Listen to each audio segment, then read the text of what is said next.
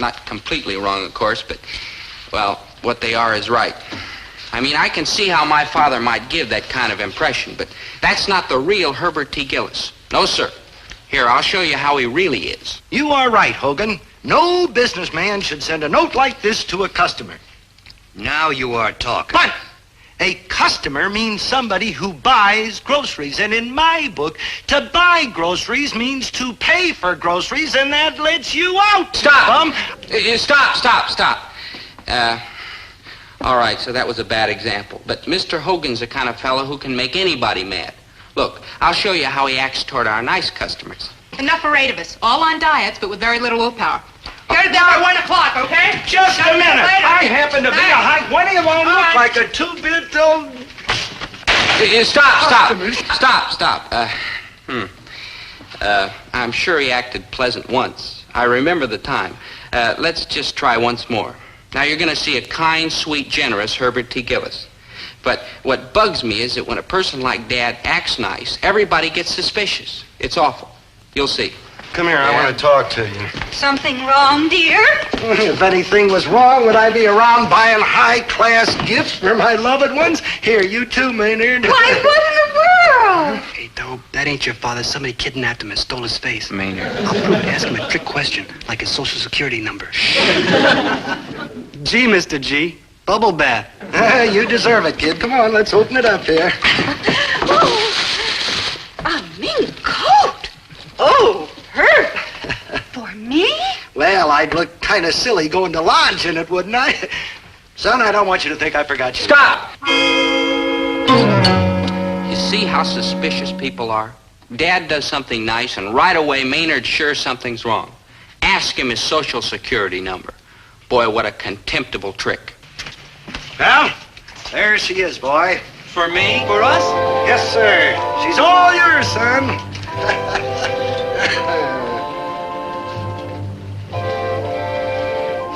Dad, what's your social security number?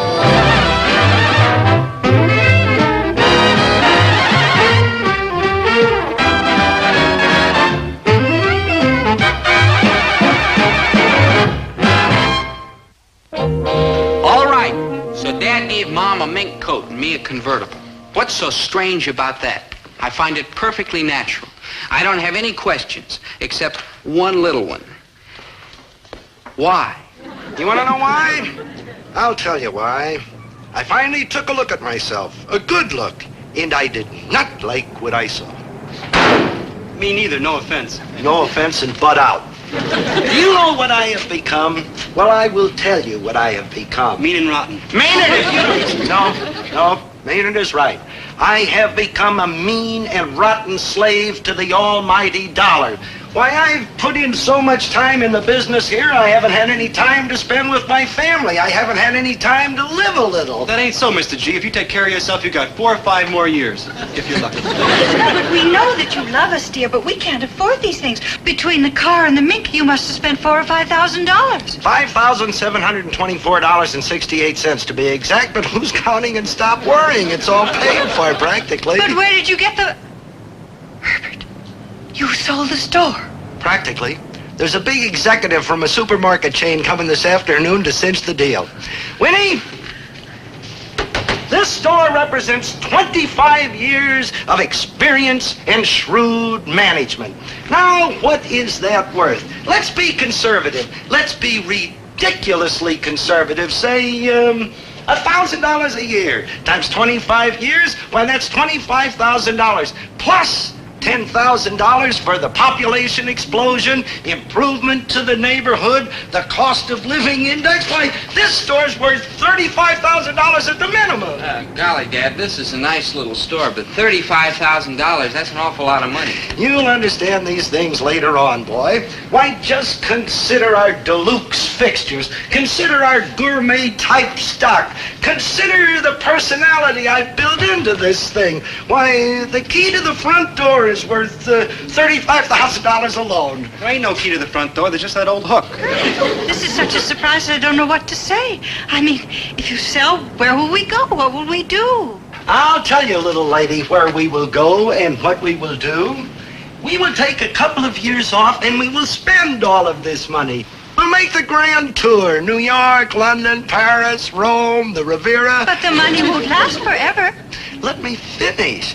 Now, when the money starts dwindling down to, say, 5 or 4 digits, and of course that'll take years, we'll come home and I'll waltz in and get a job managing some big supermarket.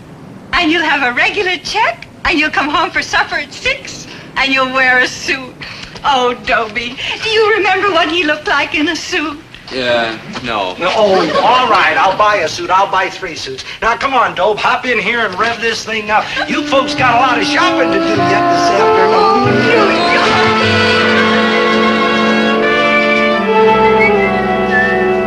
Hey, Herbie, baby. Hey, where's your apron? Look, Hogan, I got a very important business appointment and no time to jaw with you. Hey, Herb, you know that check I gave you to hold till next month? How can I forget it? Would you hold it for me till the month after next? I mean, I hate to ask. You hate to ask. You've been hating but overcoming it for 20 years. You'll do it, huh? Okay, now beat it, will you, and stop bugging me. Herbert T. Gillis, you're a great American and one heck of a grand guy. Hi, Mr. Gillis. Oh. So where's your apron? Mrs. Tarantino, I'm a busy man. I got no time for small talk. You got no time. Look at me. My husband's brothers are coming to dinner. All 12 of them with their wives. So now You gotta run off someplace and get your nails done or something, and in the meantime, you want me to pick the food for your hungry relatives and have it to the house by 6 o'clock. Well, my answer to... No, you better make that 5 o'clock. Those old stuffed chow hounds are a cinch to show up early. Thanks, Mr. Gillis. You're a doll. My name is Sam Gummidge. I'm with Mammoth Markets Incorporated. I'm looking for Gillis. Oh, well, you were looking at Gillis. Gillis? Oh, Herbert T. So where's your apron? Well, I'm sort of on the executive level around here. Management, you might say. Uh-huh. I think my letter spelled the deal out pretty clearly. She's a little beauty, no mortgage, no credit backlog, free, clear, and ready to go. I know. We checked you out in the book. Now, look, Gummidge, we are both high-class businessmen, so there's no sense in our fencing or haggling. You can see she's a buy at $40,000, but I like your looks. I like the cut of your jib. So for this afternoon only, and to you only, $35,000 takes her away. Pickle tripe. I haven't seen that in years. Oh, well, I carry it for my Deluxe Gourmet-type customers. Naturally, the neighborhood's loaded with them. Naturally, and I guess it's true for this Dice sow belly? Oh, naturally. Naturally. Now, Mr. Gillis, if I could take a look at your accounting system. Oh, she's out shopping. What? Oh, the little woman. She takes care of the books and handles all the high-type financial transaction. Oh, a mighty efficient woman. Mighty attractive, too, sure. Naturally. Mm-hmm. Well, I think I have all the pertinent data. You've got a fair location here. Oh, right smack dab in the heart of the population explosion. This is 100% A #1 territory. Just make the check out to Herbert T. Gillis. Be sure to put the T in. That's the way they know me down at the bank. $6,000. Down payment. Full price. $1,000 for this elegant establishment? Why, that's a cotton-picking, carpet-bagging outrage. What about these deluxe fixtures? What about this exclusive stock? What about this blue ribbon neighborhood? What about my 25 years of goodwill? Gillis, you forced me to be frank. This stock is pathetic. The fixtures are obsolete. The neighborhood is 2 steps above a slum. And I've never known goodwill to pay the bill on the 1st of the month. I'm sorry. Now, here's my card. I advise you to think over my offer calmly. Good day. It's $6,000. It's an outrage, and yours truly, Herbert T. Gillis, ain't gonna take it. Pete?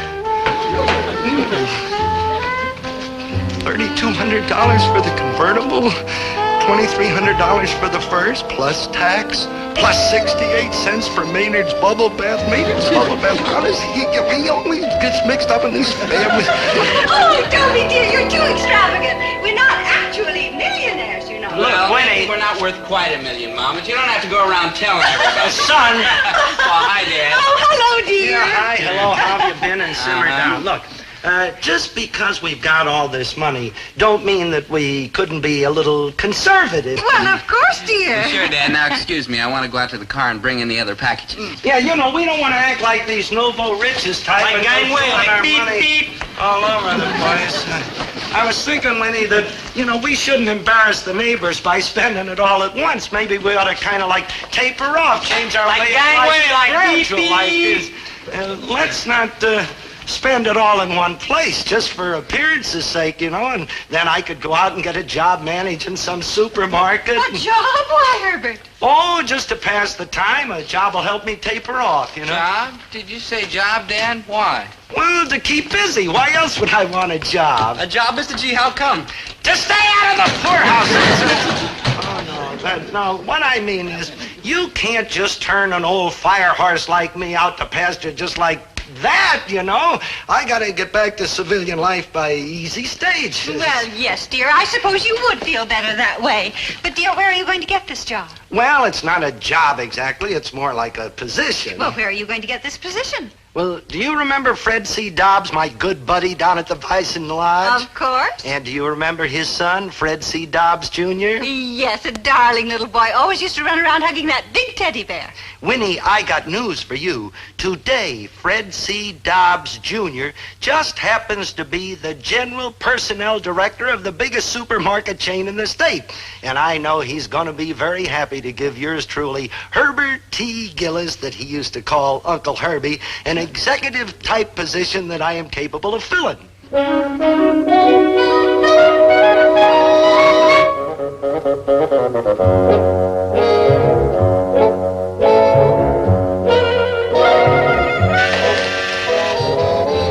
Yes, Gladys? Gillis? Herbert T? No kidding. Well, sure, I'm right in. Oh, Fred C. Dobbs, Jr. Long time no see. How have you been, son? It's great to see you, Mr. Oh, Gillis. it just seems like yesterday that you were scooting around in short pants and hugging that great big old teddy bear. Well, that was quite a while ago. Yeah, your dad always used to say he figured you probably wouldn't get rid of it till you were a sophomore in high school.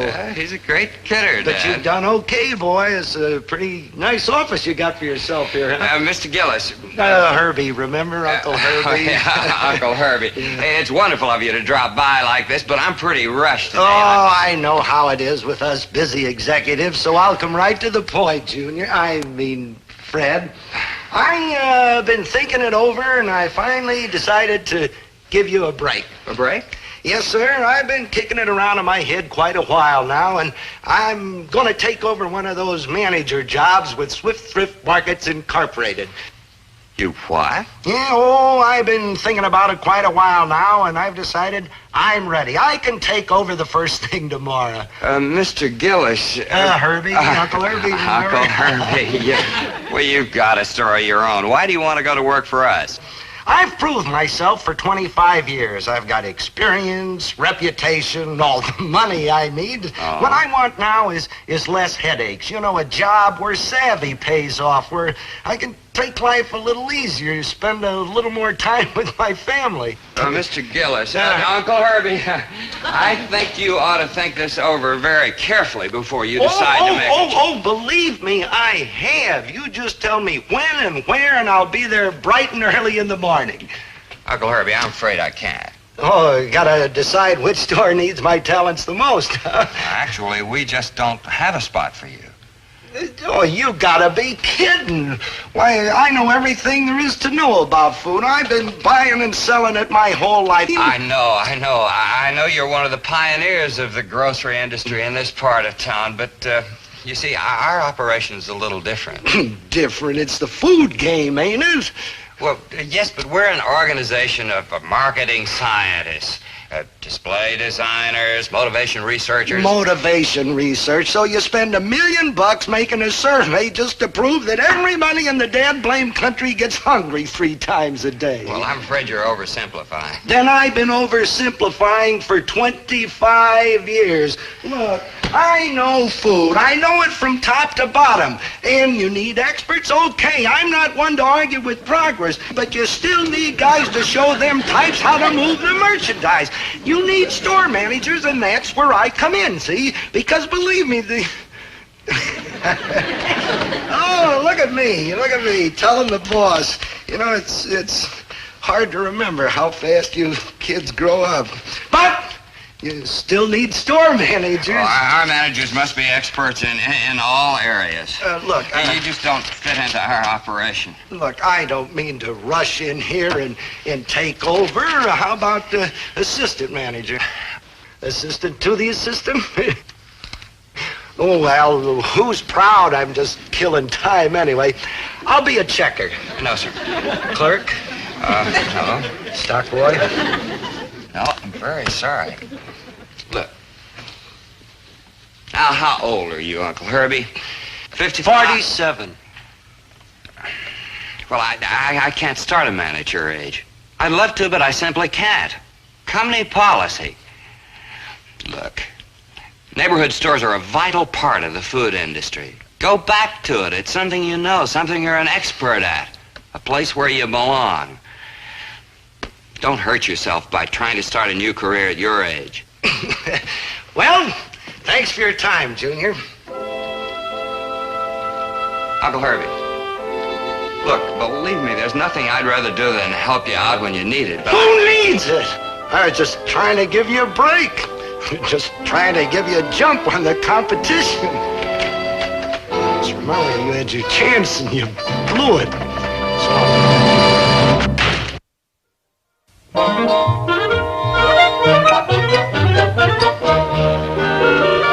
Hi, Francie, Dobbs Jr., how good to see you. Hello, Mrs. Gillis. Aunt Winnie. Hi, Junior. How are you? Fine, how are you?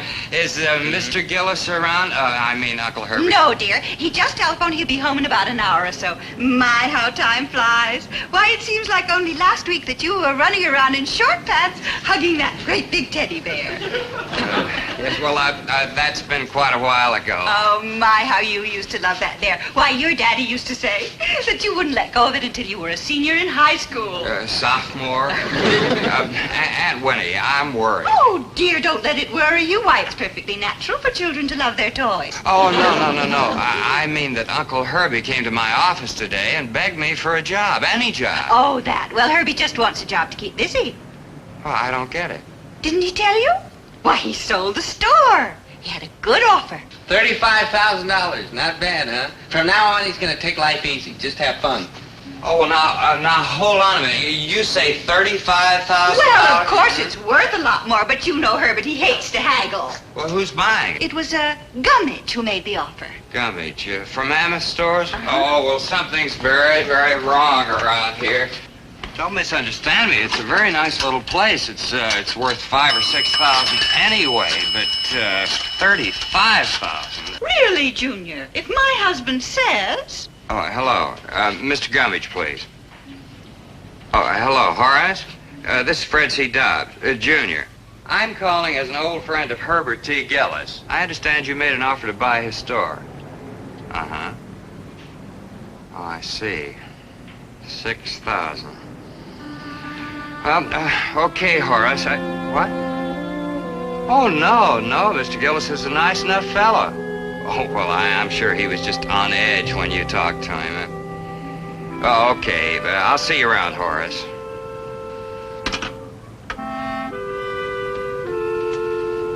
Aunt Winnie, Dobie, I just don't know what to say. You don't have to say anything. We heard. I don't know what's going on around here or what's wrong with Uncle Herbie, but if I can do anything to help... Thanks, Junior. I think we'd better handle this ourselves. Oh, gee, I just feel awful about this. Well, now, you just call me if there's anything I can do. Thank you. Thank you, Junior. Thank you. We'll take care of it. Thanks very much. Dobie, you know who's responsible for this, don't you? Give me 3 guesses. I don't want my name to come up right away. It's our fault. It's not your father's. I know. We drove him to it. We made him feel that he had to keep us in mink and cars and fancy clothes just to earn our respect. I'll admit I've done a lot of respecting behind the wheel of this car. And Dobie, dear, you know what we have to do now, don't you? And gladly. You bet I do. We've got to take all these things back to where we bought them. The presents, the clothes, my beautiful new Yes, dear. Gladly? Gladly. Gladly. What's the use kidding? Taking the presents and the car back to the store was unpleasant. Well, maybe not really unpleasant. I think the word for it is murder, but it was worth it. I mean, just look at what a sweet, wonderful guy my dad really is. Winnie! Dobie! What's going on around here? A man leaves the place for an hour and the whole joint falls apart. You hold it. Hold it. The wrong film again. Well, you can't blame Dad for being in a low mood. Getting turned down for a job like that's enough to make anybody feel beat and miserable and useless. You rang? Oh, hello, Maynard. Like, hi, Mr. G. You seen Dobe around? Huh? Dobe, your son. You remember him, kind of medium tall with brown hair? Maynard. No, I'm Maynard. Dobe's your son. You remember him. I know you're Maynard. I remember him, the international playboy. That's the fellow. Yeah, I think he's upstairs. No, he isn't, Dad. He's right here. And so is the international playgirl. Oh, bonjour, mes amis. And what are you international play people doing here while the sports shops are still open, huh? Drop the act, huh, Dad? Drop the act? What act? What are you talking about? Dear, we know the truth. We talked to Junior Dobbs. And he told us about Mr. Gummidge and the $6,000 offer for the store. Junior Dobbs, Gummidge, six, well, I don't know what you mean. I mean, after all, Winnie, I've been dreaming again. Then I started making things up, and then I start believing in myself. Oh, I'm just no good. He's got a point. Maynard. Dear, don't blame yourself. It was our fault if we hadn't been just so thinking about ourselves all the time. $6,000, boy, that's a lot different from $35,000. Yeah, about $400 or $500 different.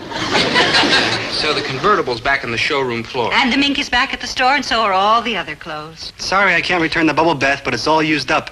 It was delicious. I want you people to have those things. Dear, those things are not important. So we'll lose a few bucks in deposits. No, I don't deserve a warm, loyal-hearted family like you. Sure you do, Dad. No, I don't. Yes, you do. No, he don't. Yes, I do, and never mind. You're a fine man, Herbert. And we love you even if you're not a millionaire. That's a wonderful sight to behold, isn't it? Dad and his family back together again, and happy. But there was still something missing. Dad felt that his lifetime of work in the store added up to a great big nothing, until the customers proved he was wrong. Mr. Gillis, do you expect me to go running around doing my own shopping, raising my kids, planning menus, and feeding all that company without you helping? You get on that phone right now and call my husband and tell him how much you need. I've already got him brainwashed. Herb, we can't now start lugging our own groceries and shopping weekdays in regular hours, and especially paying cash. You've got obligations to us, Mr. Gillis, and to everybody else in this neighborhood. You're not some stranger who can just open and close the store whenever he pleases or go out of business just because he feels like it.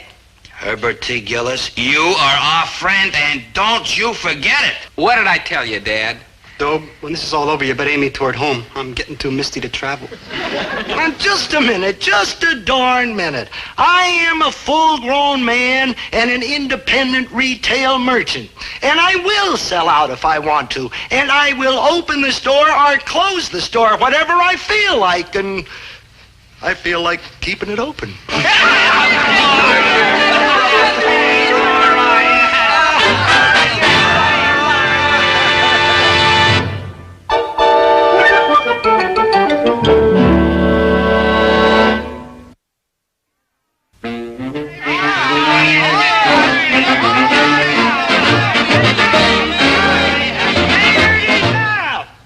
Look, this is a business establishment, not a three-ring circus. I got work to do. Come on, out, everybody out. Here we go, that's it. Come back again. You take the afternoon off, Dobie. You take as much time off as you want, baby. Me too? Oh, no, honey.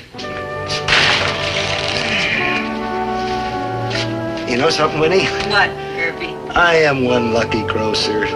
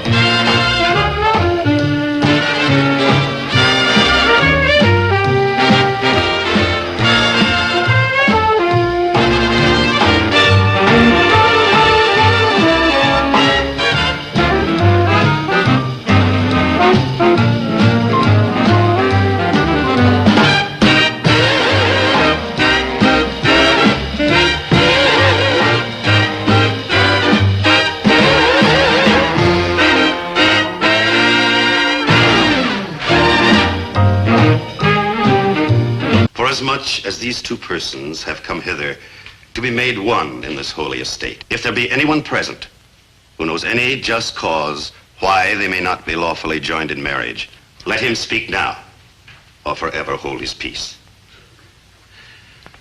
Wilt thou take this woman?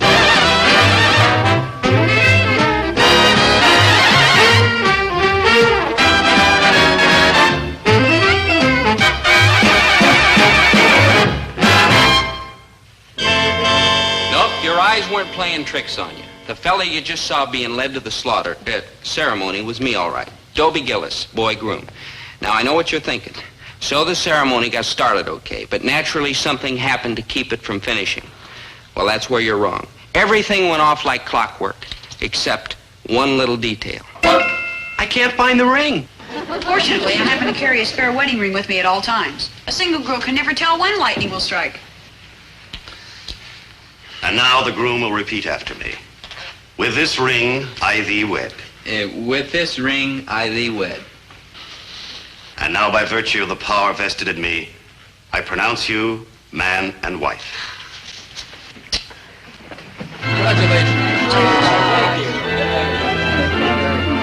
My good buddy marching off to Matrimonialsville. I mean, like, woe is me. Maynard, how many times do I have to tell you they're not married? Like a lass and a lack, like a... They're not? It's over so quick? What an age we live in. Maynard, concentrate. Dobie and Jane just went through what is called a marriage by proxy. Understand? No. Look, Jane always wanted a big wedding with her family all around. But Eddie got this job down in South America, so he couldn't be here for the ceremony. So Dobie took his place. Dobie is Eddie's proxy. That's like a substitute. Get it? They won't be happy. Why not? Two fellas married to the same girl? You know that mixed marriages never work out. Maynard. Jane, dear, I'm so happy for you. Thank you, darling, and thank you for lending Dobie to me. Since it involves saying I do, I figured he could use the practice. Zelda, please. Oh, excuse me. You see, Snookums, getting married didn't hurt a bit, so how's about trying it again soon? I'd love to. Now you're talking, dollface. I'm always available for proxy marriages. Oh, you poor misguided fool. Why do you insist on defying the inevitable? No matter how great the odds, how rugged the barriers, how high the obstacles, sooner or later you are going to be mine. To get you, Snookums, there's nothing I won't do. Nothing I can't do. Attention, everyone. My boat sails at 5, and I'll expect you all on board to see me off. Now, girls. Oh, well, she can do anything. I'm doomed. Doomed. Spooky, wasn't it? But you saw for yourself what she can do. 5 feet tall and 101 pounds at the outside. But if she was playing football against the Chicago Bears, I'd take Zelda and give you 10 points. I mean, she can do anything. So when we got to that bon voyage party at the boat, I watched her like a hawk.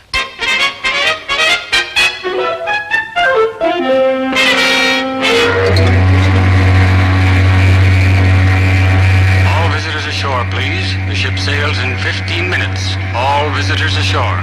Bye, Jane. Good luck. Well, Bye. best of luck, Jane. Pleasant voyage. Regards, Daddy. Don't forget to write.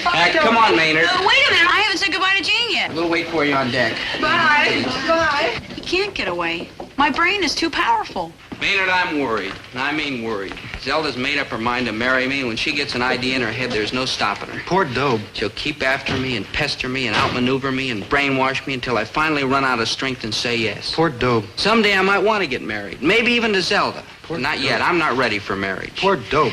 Maynard, can't you say something besides poor Dobe? Poor Walter Funk. Okay, poor Maynard.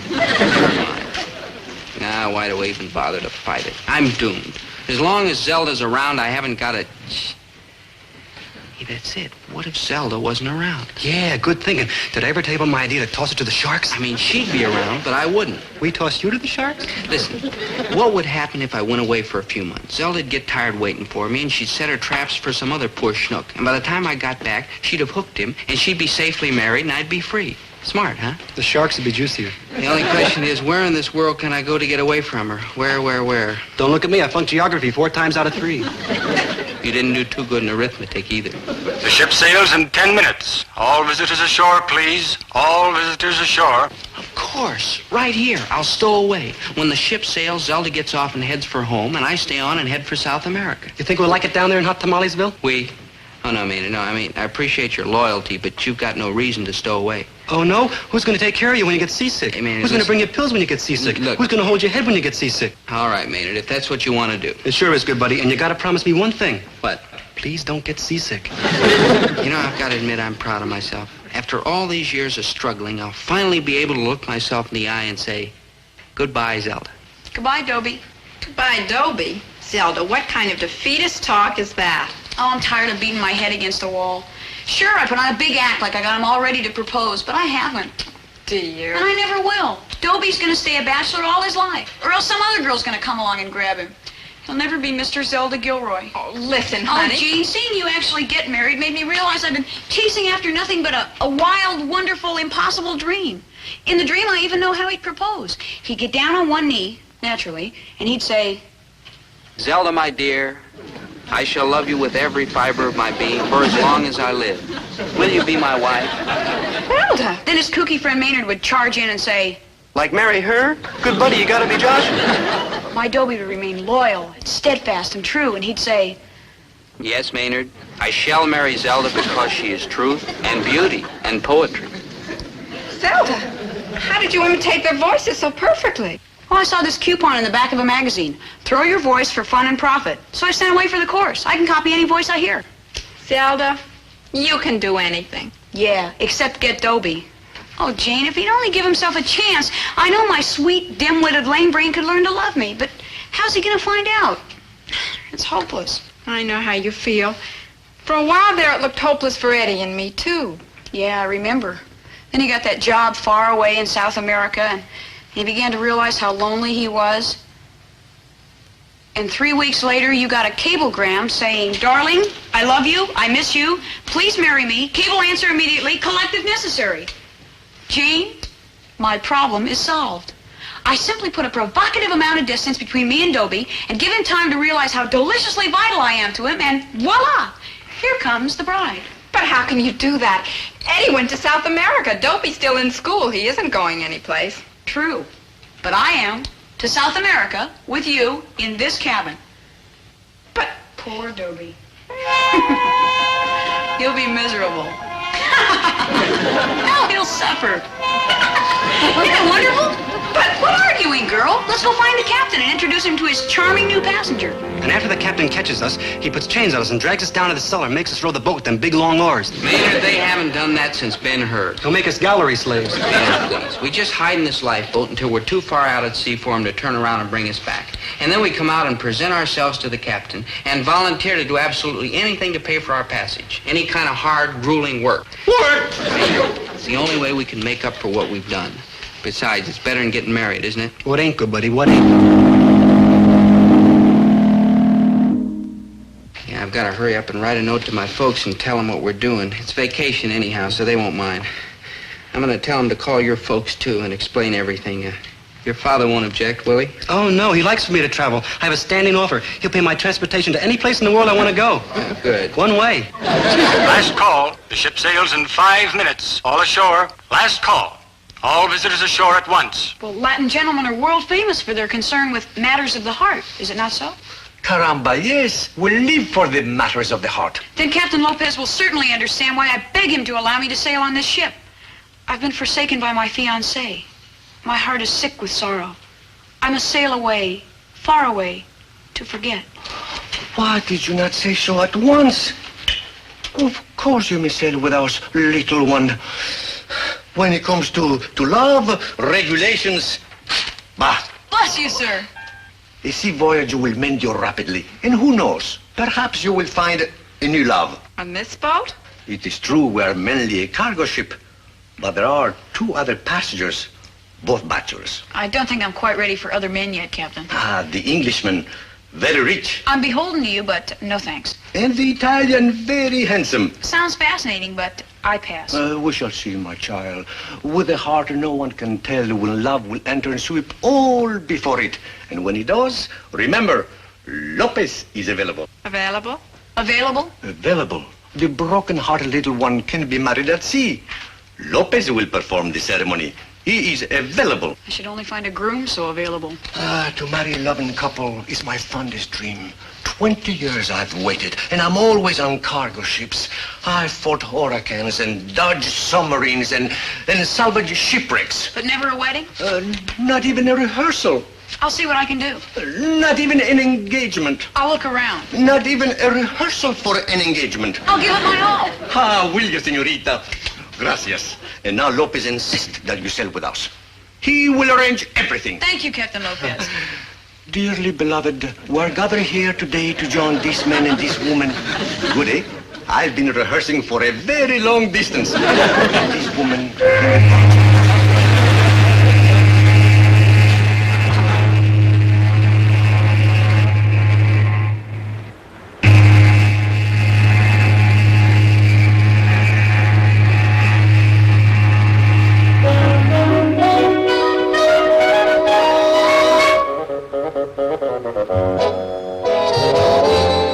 Here's the location of our ship, somewhere at sea, but not half as much as I was.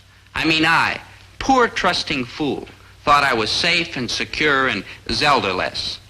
Well, I just sent off a radiogram to my folks. Great. In no time at all, Dobie will know I am far, far away, and then watch him start to miss me. Boy. Now all you have to do is wait and be patient. Right. And when it comes to being patient, I am a rock.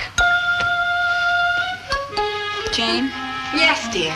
It's been quite a while since I sent that radiogram, so how come I haven't heard from him? Zelda.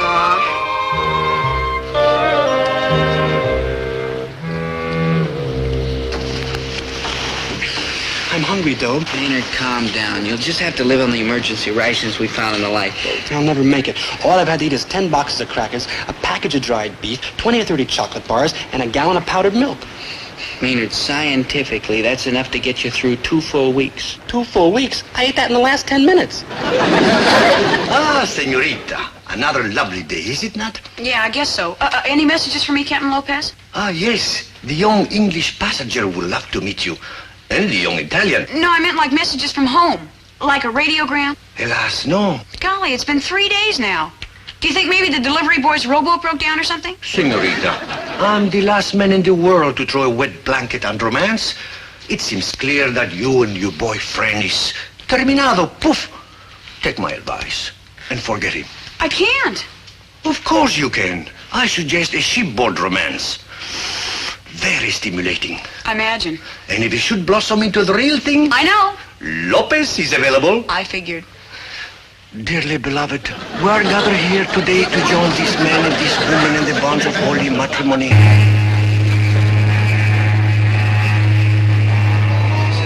by the time you receive this letter, I will be many, many miles away. I have taken this drastic step and run away because I'm Try chicken?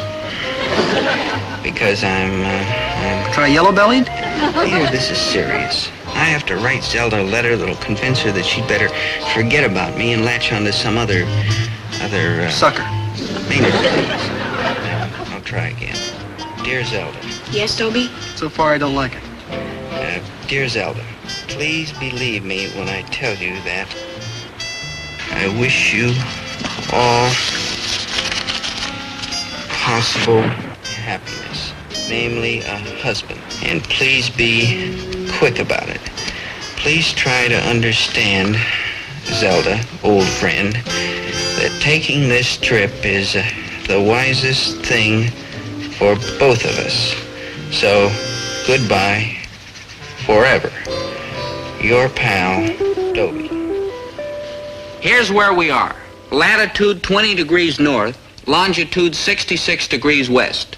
And here I am, with an uninformed latitude and a blissfully ignorant longitude. And I was all set to be torpedoed. Captain Lopez, I'm so happy to find you in. Ah, señorita, it is always a pleasure to see you. I've changed my mind. Bring on your Englishman. Ha-ha! And your Italian. Oh? And I'll be on the foredeck before you in 20 minutes with the properly fascinating wardrobe. Señorita, I shall arrange everything. And remember, if romance should blossom... I know. Lopez is available.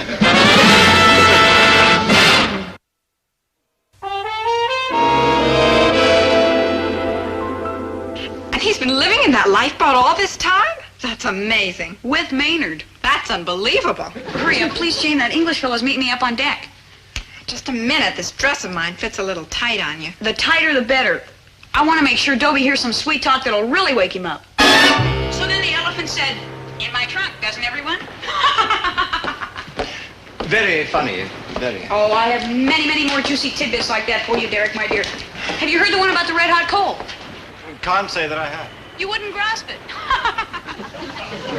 Derek, don't you think that's an amusing joke? Henry, wake up. I must be having a nightmare. This time of day must be a morning there. I thought I heard and I have Zelda. lots more like that for You're you. right, Here, that's let a me try nightmare. this one. What say we nip inside for a spot of tea? Eh, what, Miss Gilroy? Oh, Derek, darling, please call me Zelda. Oh, very well. Zelda? Oh, Derek, Dumpling, you say the sweetest things. Now, look here, old girl. All I said... No, please, my dearest, don't say it again. You'll turn my pretty head. Now, see here. Ooh, who said you Englishmen are cool and reserved? Come, my tiger, let us go below and cool our smoldering passions with boiling tea. Maynard, it's fate, it's kismet, it's destiny. It's Zelda. Doomed. Why is this happening to me? Are you living? So then the elephant said, that's Elefante, Gino. In my trunk, doesn't everyone? Funny, very funny. Oh, I have many, many more juicy pizzas like that for you, Gino Mon Amore. Have you heard the one about the red-hot coal? That's carbone. No, Signorina, no. You wouldn't grasp it. Very amusing. Oh, Gino, how romantic you are. See? See? All I said is see, Signorina. It wasn't so much what you said as the way you said it. Oh, you romantic Italian lovers. Old Zelda's making a lot of new friends, huh? Yeah. That's like good, huh? You bet. Now she won't be moping around after I'm gone. Like true. Wondering if I'll ever come back. Sitting there broken-hearted, whispering my name. Like true. In fact, I wonder if she'll remember my name. All right. So now Dobie thinks you're attractive to other men. So he gets jealous. Yeah, isn't that wonderful? But not jealous enough to climb out of that lifeboat and propose. Yeah, isn't that awful? And he never will unless he thinks you're all set to marry one of those other fellows. True, and they're hardly flipping for me, are they? No offense, but hardly. Well, where do we go from here, smart apple?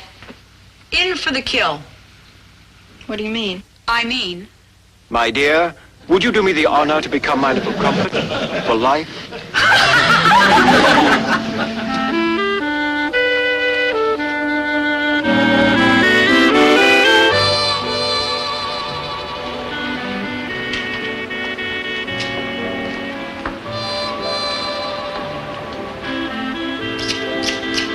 Derek, you rascal, you shouldn't have done that. Ah, yes, my sweet, but I couldn't resist. You are so lovely, so charming, so utterly irresistible. Again, I couldn't resist. Forgive me, Zelda. You bring out the animal in me. You must marry me at once. But Derek, we've only just met. What does time matter when our two hearts beat as one? Hey, Dobe, you're in Freedomsville. She hooked a sucker. Oh, boy. Zelda, my adorable mutton chop. I have a castle in Wales, a townhouse in London, and a hunting lodge in Scotland. Marry me, and they are yours. Oh, Derek, you make me feel very proud. But I cannot marry you, for I love another. Oh, no. Oh, yes. My heart belongs to a boy named Dobie Gillis. Dobie Gillis? That's Dobie with a B. Derek, he's not really very much. In fact, he's kind of a 10-thumbed idiot. But I love him, and he's what I want. So be it, my little partridge. But I shall never forget you. Never. Farewell, Derek. Cheerio. Gee, I'm getting all misty. Pass up a castle and a hunting lodge. Yeah, don't forget the townhouse. Yeah, and all for a fella she's not even gonna get. Yeah, poor kid. Gino! Man, for a small boat, they're sure a mess of action. My small white dove. Oh, Gino, you're so strong. You're crushing me. Zelda, mia cara, I worship you. Oh, Gino! Marry me, and you will have wealth, luxury, everything your little heart could desire. Oh, Gino! You will have furs, jewels, servants. Oh, Gino! Your boudoir will be carpeted with ermine, wall to wall. No, Gino, no. It cannot be. My heart is already given. Oh, no. Oh, see. His name is Dobie Gillis. Dobie Gillis? That's Dobie with a B. He'll never give me servants and jewels, Gino, or ermine wall to wall. He's just kind of sweet and dumb and helpless, and That's why he needs me, and I need him. Maynard, don't talk to me, you low-down rat. Zelda, you are a great woman with a beautiful soul. I will not be robbed of such a treasure by this Dobie Gillis person. Oh, Gino, I want to say yes. I'm trying to say yes. Oh, Gino, if only I could say yes. Don't say it, Zelda. Don't, Mary. Don't. Zelda, it's me. Dobie!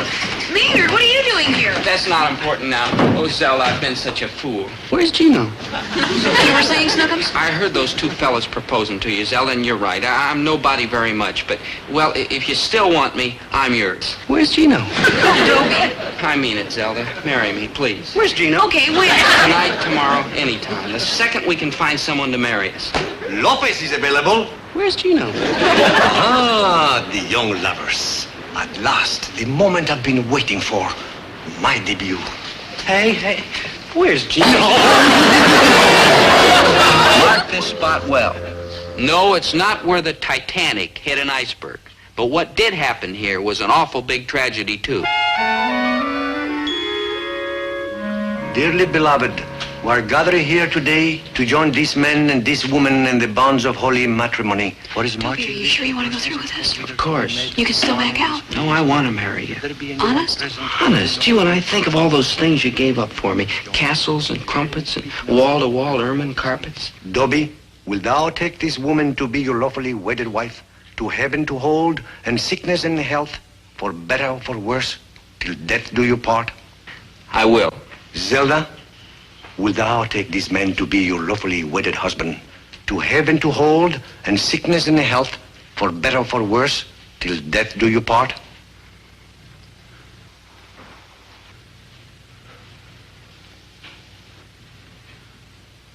No. Zelda? I knew it was too good to last. Ah, qué lástima. Zelda? Zelda, what's wrong? I can't do it to you, Dobie.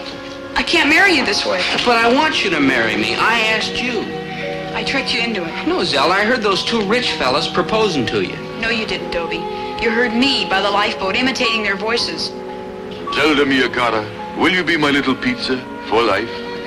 My castle in Wales, my townhouse in London, my hunting lodge in Scotland. Marry me and they are yours. See, Dobie? But I only did it because I wanted to marry you more than anything else in the world. And I still do. Zelda. But not until you want to marry me. Really want to marry me. Dobie, do you hate me? Well... It was a rotten trick. True, but clever. And if a girl cares that much about a fella, well... You mean maybe, somehow, someday there might still be a chance for this fella and this girl? Why not? There's certainly nothing wrong with this girl. It's just that this fella isn't ready yet to be a husband, but someday he will be. This girl will wait, Dobie, till that day comes. And when it does, remember, Lopez is available.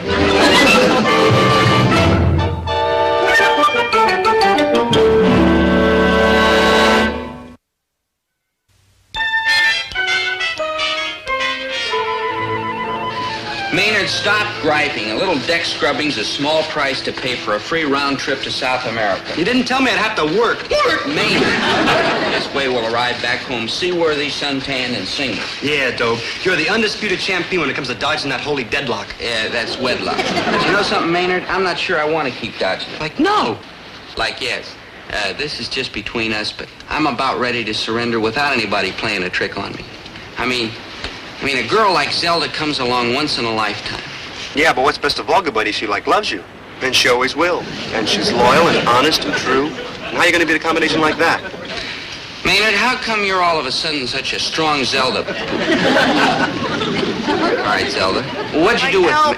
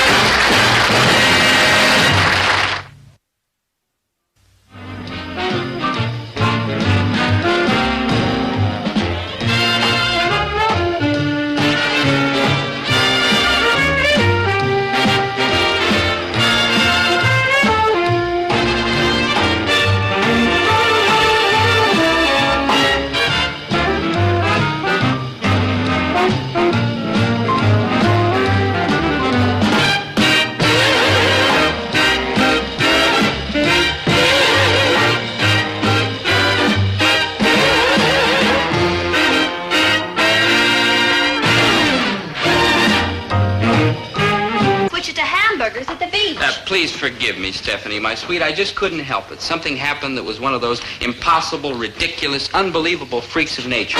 You rang? Oh, hi, Maynard. Like hi, Dub, like hi, girl, like thanks for inviting me to hack around with you tonight. You're all hard from foot to toe. Dobie, your sudden change in plans. Do I understand we have Maynard to thank for that? Oh, you don't have to bother thanking me. It was like a pleasure.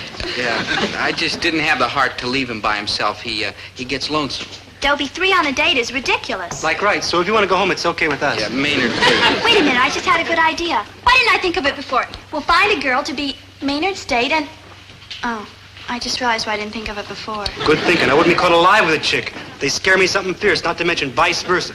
Come on, Gilbert, let's go downtown and watch them knock down the old Endicott building. Maynard. They got the big crane with the big iron ball at the end. The guy goes, Look, Maynard.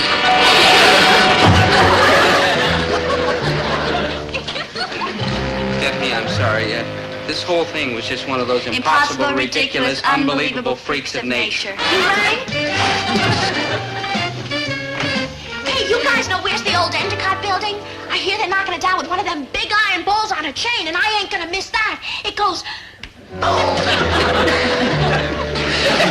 Hey, you dig knocking down old buildings? Man, it's a gas. I watch it all the time. Over near where I lived, I had this old warehouse, see?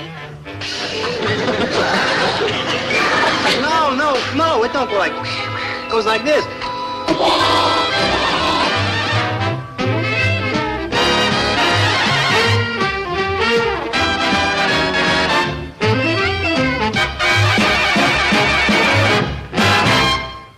Name the most exciting day in a fella's life. The day he puts on his first pair of long pants. The day he hits his first home run. Sure, those are exciting days, but they don't come anywhere near the day he meets the only girl. It's a once-in-a-lifetime experience. I know, it's happened to me many times. And now it looked like it was finally happening to Maynard. He would soon be hearing for the first time the sweet, tender, womanly words that every man longs to hear. What else I like to do is climb over the fence of the stockyards and watch them dip sheep. Brother, that's living. Ooh, yeah, I can watch them do that 8, 9, 10 days a week. And sometimes I do. You know what else I like to do? No, clue me. Go over to the railroad station and stand around when the coal cars is getting loaded up. That's the maddest. Oh, yeah, genuine Joysville. Dobie, what are they talking about? I can't understand a word. It must be love. What else I like to do is watch them run cars up a grease rack. Push one little button and up she goes. Oh, yeah, crazy. I could watch them do that 10, 12 days a week. Me too. Only they don't like girls hanging around garages. Well, what's that got to do with it? I'm like a girl. Oh, yeah, you are kind of like a girl. But not much. Hey, you mad because I'm a girl? Nah, 'cause you ain't really a girl. I mean, anybody who digs dipping sheep and knocking down old buildings, that ain't like a girl. That's like a real human being. Attaboy, excuse me, old bean. My name's Eddie Cagle. Pleased to meet you, your beard chip. Likewise. My name is Maynard G. Krebs. Your friendship. What's the G stand for? Walter. Good name. I was little named after my aunt. I used to be Edwina. That's what my folks named me. But I sure changed that in a hurry. I mean, like, who needs that noise? Hey, we better cut out quick. We're going to miss knocking down the old Endicott building. The way that old ball's been swinging all day, there's going to be hardly any building left to knock down. Hey, Maynard, I've got a great idea. Let's make this a double date. Who's this type? I'm Maynard's best friend, Dobie Gillis, and this is Stephanie Trowbridge. Hi there. Hi. Come on, Maynard, let's cut out. Dobie, that was a wonderful suggestion. Why don't the 4 of us all go dancing at the Peabody Roof? Yeah. Dancing? Me? Her? Oh, come now. Stephanie, I'm worried. Why, Dobie? You always said you wanted Maynard to find a soulmate. True, but somehow I kind of hoped it'd be a girl.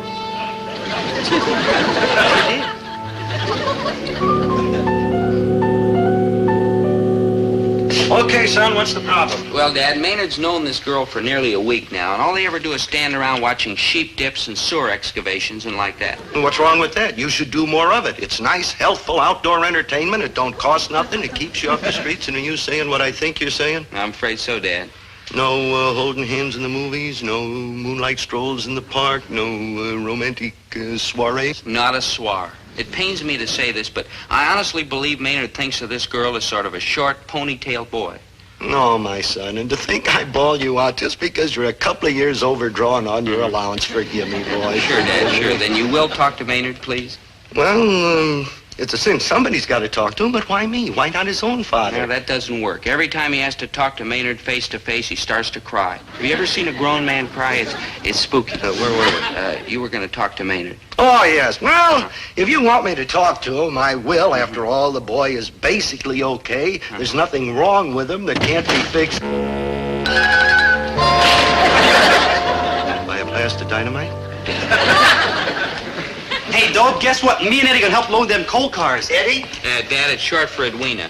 Ooh, that Eddie is a... Man, we sure have been having kicks together. I mean, skipping stones along the river and shimmying up trees and climbing over fences. Son, is it too late for me to chicken out? Dad, if you walk out now, Maynard's whole life might go right down the drain. You present a powerful temptation. Dad, you've got to help Maynard. You, Maynard? Yes, you, Maynard. Maynard, you and me are going to have a little talk, see? And maybe we can learn something, huh? Sure, what do you want to learn? Maynard. President accounted for. Now listen, I want to talk to you like your father. Okay, you better start crying. Maynard. He always cries when he talks to me. Maynard, Maynard, I want you to tell me how you feel about this Eddie. Really feel about her. Best handball player I ever met. Son, I just happen to remember a very Dad, important you hearing. promised. Okay. Maynard, there are two sexes, remember? Boys and girls. Yeah, there's probably a place for Eddie in there somewhere. Now, you remember your Bible story about Noah's Ark? Oh, yeah, I like Noah. He was a fine, great man, helping all them poor animals. Right. And how did he help them? By putting them in the ark 2 by 2 in pairs. Like true. Like true. And the reason we have all these little animals running around today is because Noah put their ancestors in the ark in pairs. Get it?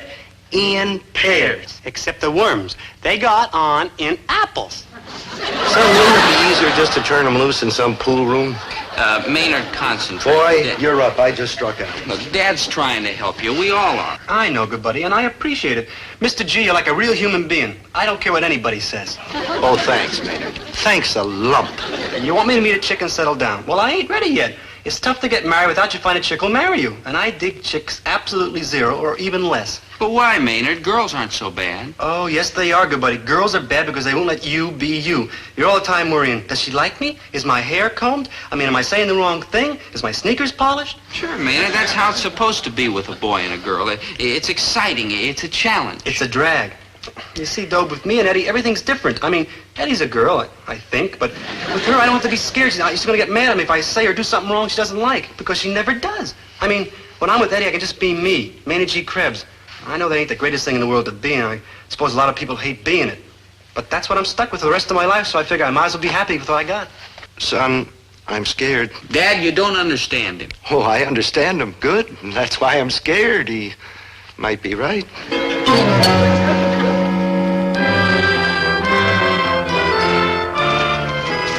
Look, Maynard, there's a lot in life for a fella and a girl besides watching coal cars and grease racks and climbing fences. I know that. Good.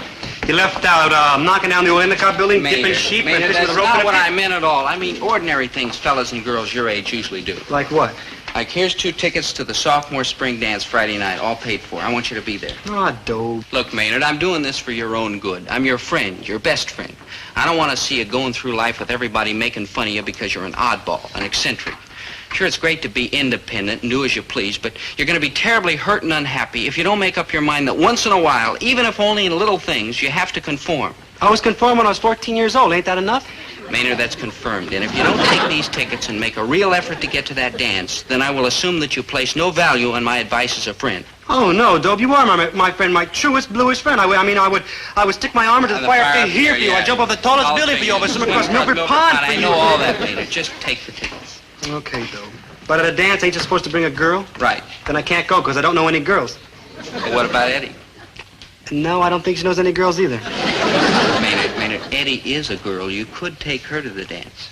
Oh, yeah, good buddy. I mean, you sure got it up there. I'm so glad the Russians ain't got your brain. For the next few days, I didn't see much of Maynard. He and Eddie were caught up in a mad, gay, social world. Catching fish with a sour pickle, oh boy! Sure, who needs all that fancy bait and hooks and poles as long as you got a bent pin and a pickle and results? Hey, if we catch any more fish, let's eat it tomorrow, huh? Tonight I gotta have dinner with my family. They're bugging me on account of I'm away all the time. Your family? Oh, yeah, them cats that try to stick you with that crummy name. You think that was bad? My sister, they named... You ready for this? Clarissa. Oh, man, that is the lowest. Clarissa.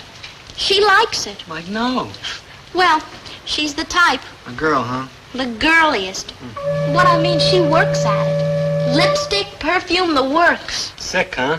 She don't think so. Neither do my folks. They keep trying to get me to act the same way. Ooh, they're sick.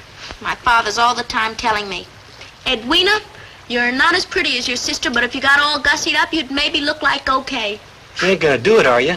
Are you kidding? Why would I want to look like her? I couldn't do it anyhow. She's good looking, I guess, if you like the type. But why would I even want to try? Like, right. Eddie, your ace is in my book. I'll cut out and meet you as soon as dinner's over. What do you want to do later on? Oh, get this. There's 3 cattle boats coming right down this river from Cleveland. And they're gonna raise the drawbridge to let them through. Florioski, I never saw him raise a drawbridge. Kid, you got a big night ahead of you. I can hardly wait.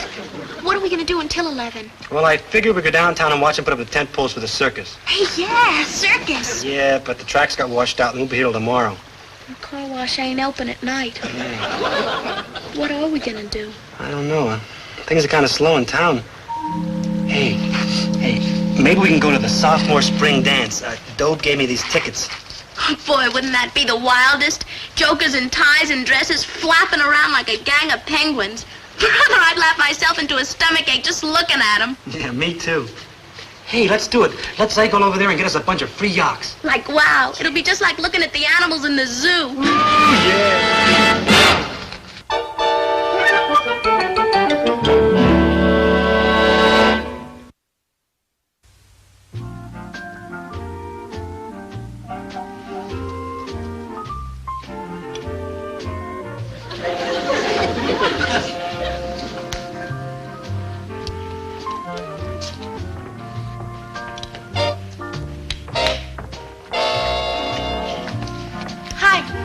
Let's go. Oh, no offense, miss, but we haven't been properly introduced. Eddie, it's you. What did you expect, Gina Lola Brigida? Now, come on. Hey, Eddie, you sure do look different. Oh, my dumb sister made me put on one of her dresses, and my mom got to messing around with my hair. Brother, you never saw such carrying on and excitement in a house in your life as when they heard I was going out with a boy. They must have spilled something on you, too. Perfume, I think they call it. Rugged, huh? I ain't smelled nothing like that since my Uncle Ned's mule kicked over the paint cans in the tool shed. Hey, let's get a move on. If we show up early, maybe we'll get lucky and see somebody fall in the punch bowl. Yeah, ooh, yeah.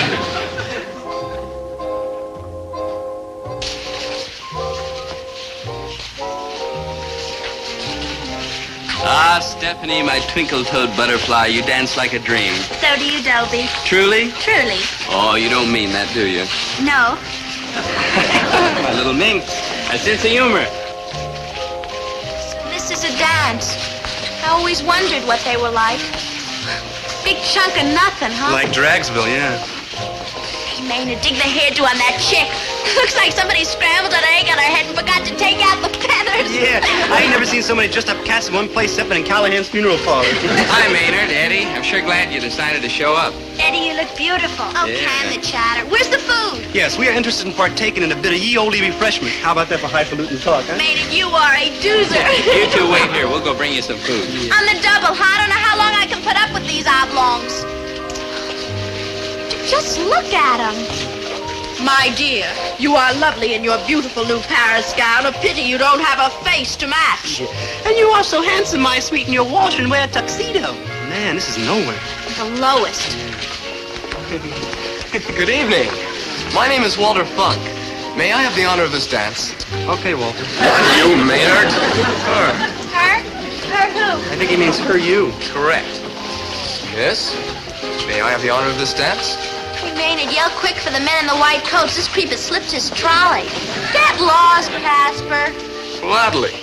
boy with a couple of kooks. Oh, I think we hurt Walter's feelings. Hey, Walter, we didn't mean no offense, honest. Okay, let go. And if it'll make you feel better, I'll dance with you, Walter. Oh, Eddie, we shouldn't have made him feel so miserable. You better dance with him to prove we're sorry. Dance with him? Oh, come on. If you don't, he's liable to cry, and you don't want to see him fog up his glasses, do you? No, but dance? Oh, come on. Look, I don't want to dance either. Now, let go. Look, Walter, it don't pay to be bashful. Now, go ahead. Eddie's a great American, one heck of a swell sport. Oh, Maynard, I don't even know what to do.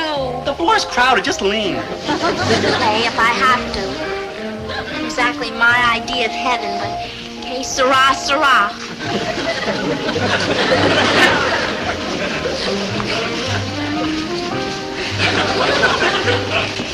Oh, Maynard, here you are. Where's Eddie? Oh, she's out there dancing with a fellow named Walter Funk. What? Oh, that's impossible. No, it ain't. There's probably a lot of fellas named Walter Funk. Yeah, there she is, dancing. You can call it dancing. Ouch. Poor Walter Funk. Oh, she kicked him in the shins, huh? Eddie's the best shin kicker on the whole block. Oh, so sorry, old crumpet. You did that on purpose. You're the one that wanted to dance, Waldo. Hey, what's that perfume you're wearing? It's nice. Just some gook my sister slapped over me when I... You liked it? Yeah, it's different. Sort of fits your personality. What kind of a dirty crack is that? It's fresh and peppery. Look, watch that a lot talk, of bounce Sidney, and high before I... spirits. Fresh? Peppery? Sure. High spirits, Oh, me? you're a fiery little tomato full of storm and passion. Storm, me? Passion, Look, me? I know you're kind. Hard-shelled and tough on the outside, maybe. But inside, all woman. Walter, Yes, my tiger? that dance they're all doing, would you teach it to me? Would I? Thank you, Walter. Now, first of all, you... Hey, I don't even know your name. It's Edwina. You may call me Edwina. Edwina. Oh, that's a beautiful name. Just beautiful and perfect for you. Yes, I've always been rather fond of it myself. Tiger, eh? Hello, may I cut in? Now, just a minute, Jerry. Thanks, Walter. I knew you'd be glad to cooperate. Hello, baby. Where have you been all my life? Me? Did anyone ever tell you that you're a... Fascinating me? Fire and ice me? You bet, doll. I've had my eye on you ever since you walked in that door.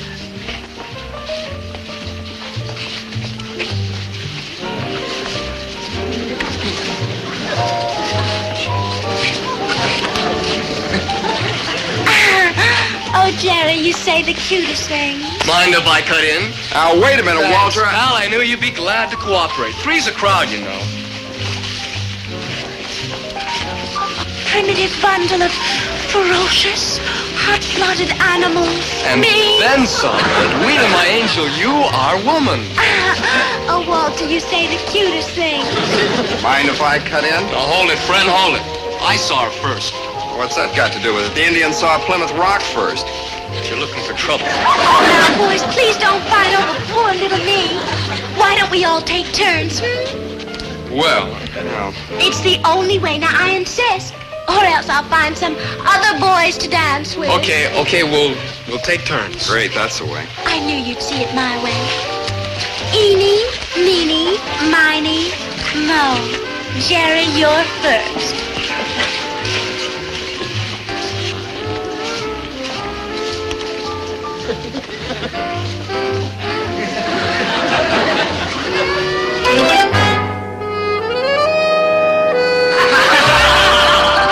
Would you believe it? For the rest of the evening, the poodle kept looking around for somebody named Malcolm.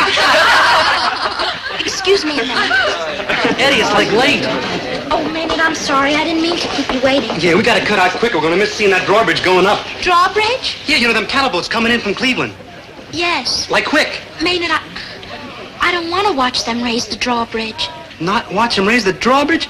No cattle boats from Cleveland?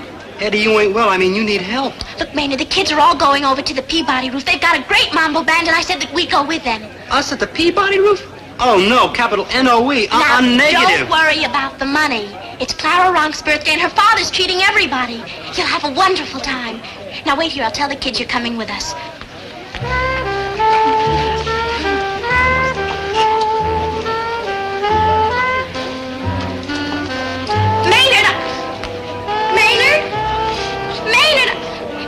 see Maynard? No, I left him right here. I thought you were with him. Well, I was. I mean... Do you know where he went? I have a pretty good idea. Oh, my poor Maynard.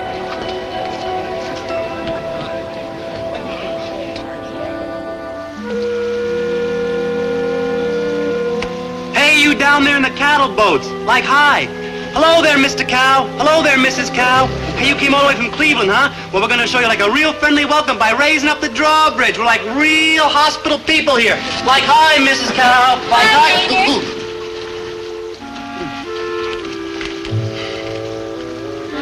Like, hi. What are you doing? Oh, I'm just waiting for him to raise up the drawbridge. You want to stay and watch? No, thanks, but I hope you have fun. Like, thanks. What are you doing? I'm on my way to the Peabody roof. You want to come along? No, thanks, but I hope you have fun. Thanks. Maynard, you real mad at me? Nah. You sure? Sure, I'm sure. Well, not real mad, just middling mad. You can't help it if you're a double-crosser. No, Maynard, I didn't double-cross you. Sure you did. You turned out to be a girl. I was always a girl. No, you wasn't. Girls don't dig dipping sheep in circus tents and the old Endicott building. I mean, inside of me, I was always a girl. Till tonight, I guess I was trying to keep it from myself, too. Yeah, and then you went and spoiled everything. I found out I like having boys say nice things to me, just like all the other girls. I found out you can shimmy up trees and play handball with the longshoremen for just so long. And then you'd better stop being just a person and start being a girl. It happens to all of us, Maynard. It'll happen to you, too. I'll start being a girl? You know what I mean. Yeah, I know.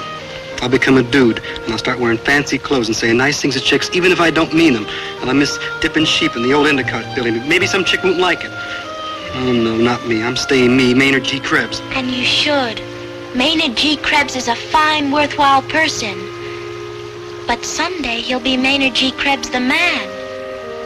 It'll happen. You'll see. Not without a fight, it won't. I better go now. You sure you don't want to come along? The kids will all be glad to see you. The Peabody roof, me? Like, huh? Thanks, Maynard. Thanks for everything. Every minute I've known you is a minute I'll always remember. Like, huh? Bye, Maynard. Bye, Edwina.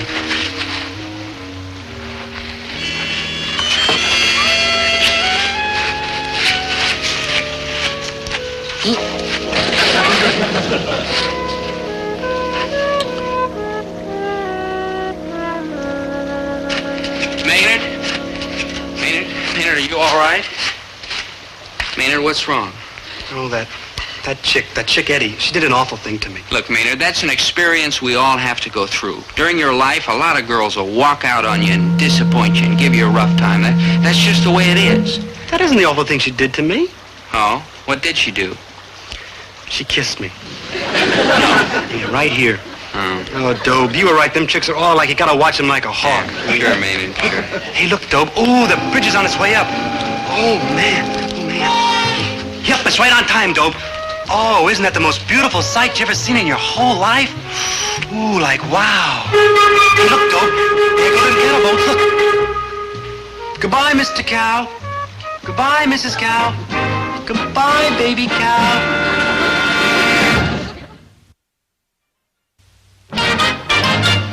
Maynard. How do I look, Dobe? Spiffy, huh? Maynard, you're beautiful. There's something different about you. Like true. It's this hand-painted tie. The salesman says it'll go with anything I eat. Yeah, that must be it. Maynard, I know where you're going. Yeah, to see Edwina. I mean, Eddie. Yeah, Maynard, listen. Dobe, I was thinking about what you were telling me about, going out to fancy places and dancing like that. So I bought this box of candy, and I picked this whole bunch of flowers, and me and Eddie are going to be like Romeo and Julius. Yeah, Maynard, look, pay attention. I don't quite know how to tell you this, but Eddie's going steady with Walter Funk. See, that's nice. Dobe, it's about time I started hacking around.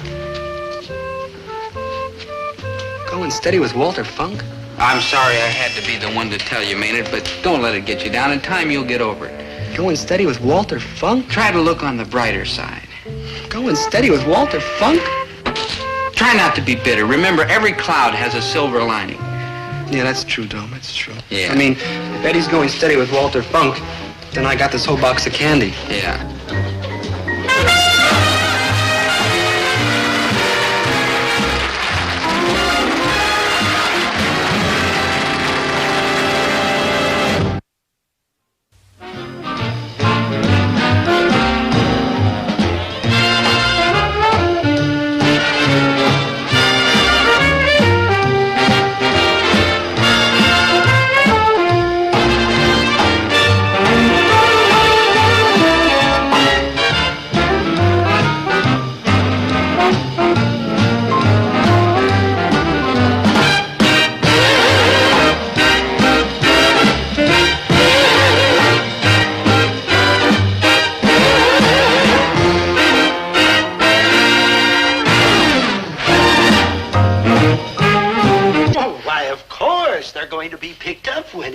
you don't expect these poor boys to walk for 15 consecutive minutes on those wobbly little legs of theirs, do you? Who's picking you up, dear? A princess, a queen, a vision of loveliness. A chick. Hi, Dobie. Hi, Maynard. Have you got it? Oh, hi, Daphne, my heart. It's right here. Voila. Dobie, this is marvelous. Early trends in Peruvian architecture. How cute. Mom, Dad, this is Daphne Winsett, the future Mrs. Dobie Gillis, if everything goes according to plan. How you do? Just a moment. Did you say you're getting married? Mrs. Gillis, Mr. Gillis, you have a very cute boy, even though his imagination has a tendency to run away with him. But there's nothing serious between you and Dobie. What a ridiculous idea. You think my boy Dobie's ridiculous? Oh, no, I think Dobie's darling. But there's nothing serious between you. How could there be? Dobie's a dreamer. All he cares about is culture and art and poetry. Me, on the other hand, what I like is business and commerce and finance. And loot. Well, if there is such a vast difference between you and Dobie, how come you're all the time hanging around? Well, he's nice looking. Yeah. And he's a good dancer. Yeah. And he has a nice sense of humor. Yeah. And he does your homework? And he does my homework.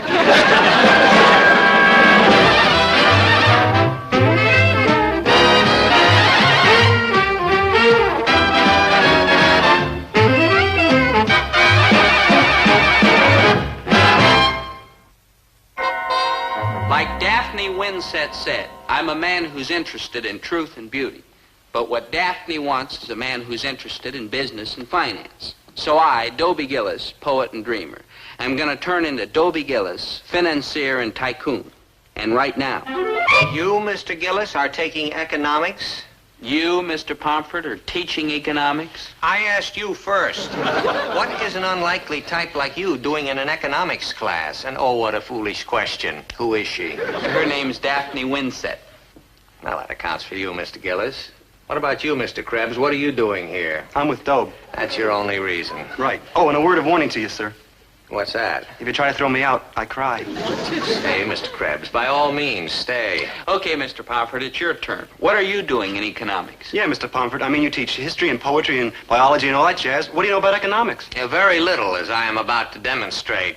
However, the dean told me this morning to teach economics, and one does not argue with the dean. Oh, I'm sure you'll be very good at it. I'm not. Nor am I. However, let us be of good heart. Please take your seats.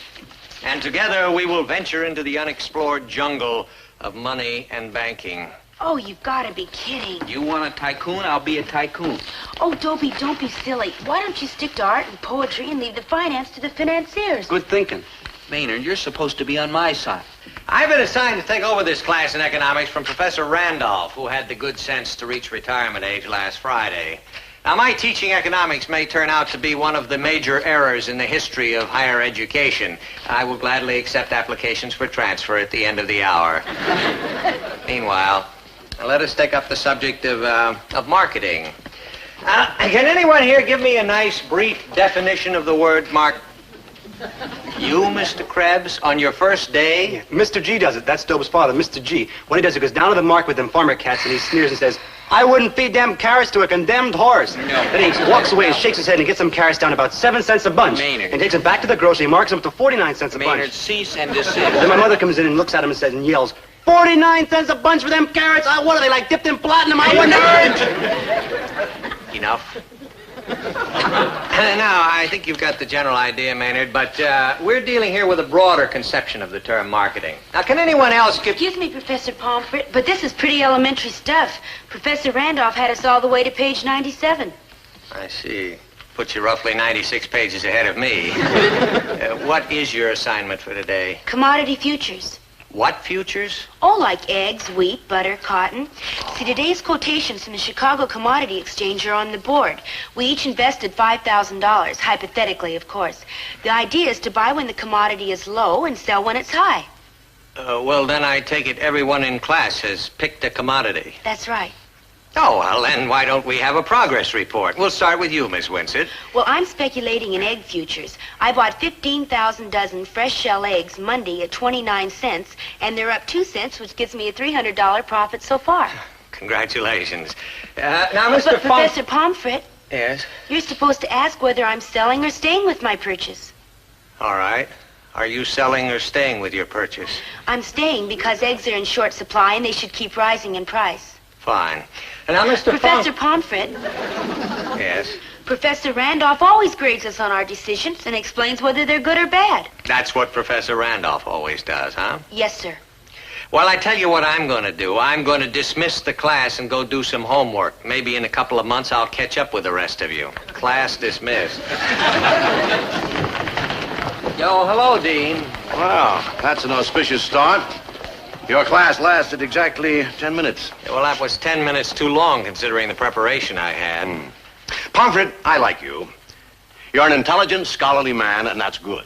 Well, thank you, sir. But that's not enough today. Classwork is fine in its way, but don't take it so seriously. You should get around more, meet people, make contacts, give talks, operate, wheel and deal. Put S. Peter Pryor Junior College on the map. Well, I was kind of under the impression that you'd hired me to teach. So I did, Pomfret, so I did. But there's much more to it than that. Do you know there are millions of dollars kicking around for research grants, government contracts, new laboratories, new buildings? Well, I suppose there are, but what's that got to do with me? Why, everything, man. The colleges that get all that loot are the colleges where the teachers make a splash. I'm afraid I'm not the splashy type. Yes, I'm afraid you're right. I have only one serious failing as a teacher. All I can do is teach. Well, I guess every college gets stuck with a few like you. Those are the breaks. Carry on, Pomfret. Oh, and thanks for the words of inspiration and guidance, sir. Anytime, son. Anytime. Dobie, who are you kidding? You'll never learn economics. Daphne, yes, I will. No, he won't.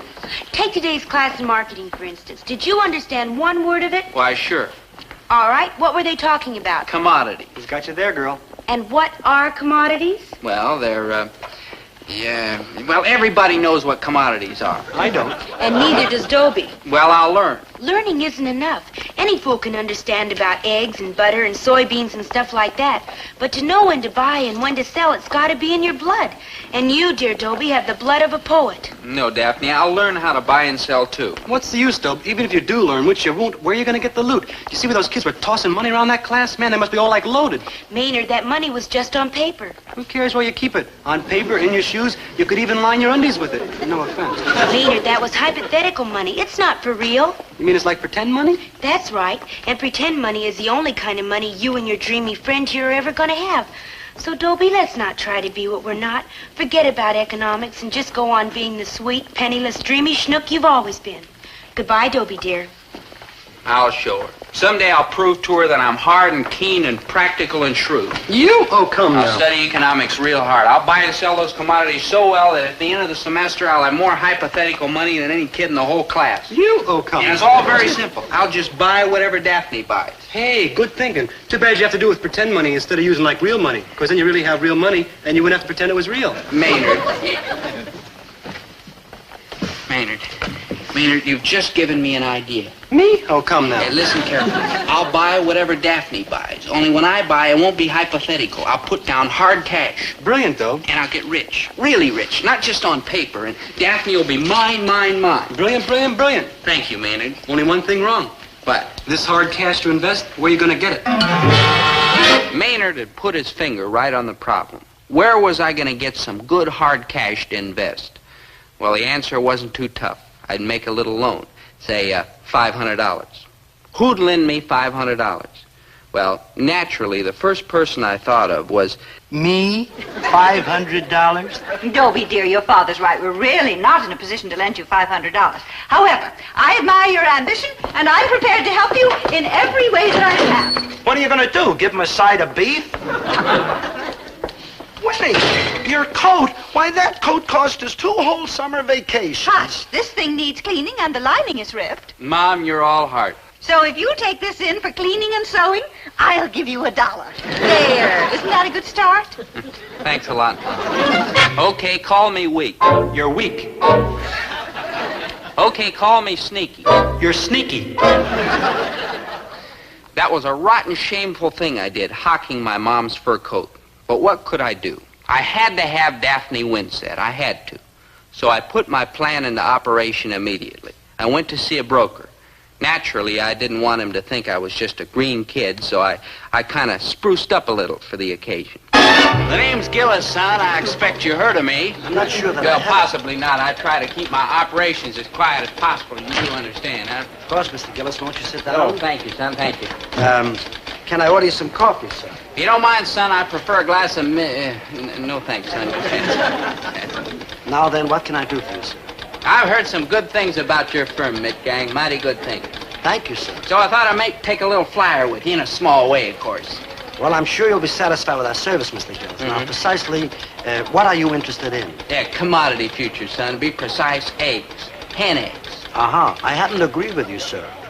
Eggs are a very smart buy right now. Well, I didn't get where I got by being stupid, huh, Mitt Gang? Of course, sir. Let me buzz my associates. No. Don't tell anybody else. I mean, let's do this as quietly as we can. I mean, if the word gets out that Gillis is buying... Say no more. Yeah. All right, sir. What do you say to something in the neighborhood of $10,000 or $12,000 a day? Yeah, well, have you got any other neighborhoods? 7,500? Well, I'm spread a bit thin for that. What's the smallest buy? Let me see. 15,000 dozen eggs, that's $5,000, which makes the margin $500. That's roughly what I was thinking. Now let's run over the profit picture again. When the eggs go up like that, Mr. Funk's lard is up 2 cents. That makes $200, and he's staying with it. Very good. Now, Miss Winsett? My eggs have gone up 3.5 cents. That's another $525. I'm staying with them because the broker's column in the Journal says that jet aircraft over the northern poultry farms are unsettling the hens, and eggs are continuing in short supply. Excellent. You have a brilliant future as a broker, Miss Winsett. How about you, Mr. Gillis? I'm with Daphne. I bought eggs, too. Well, that's more intelligent than I could have expected. And you, Mr. Krebs?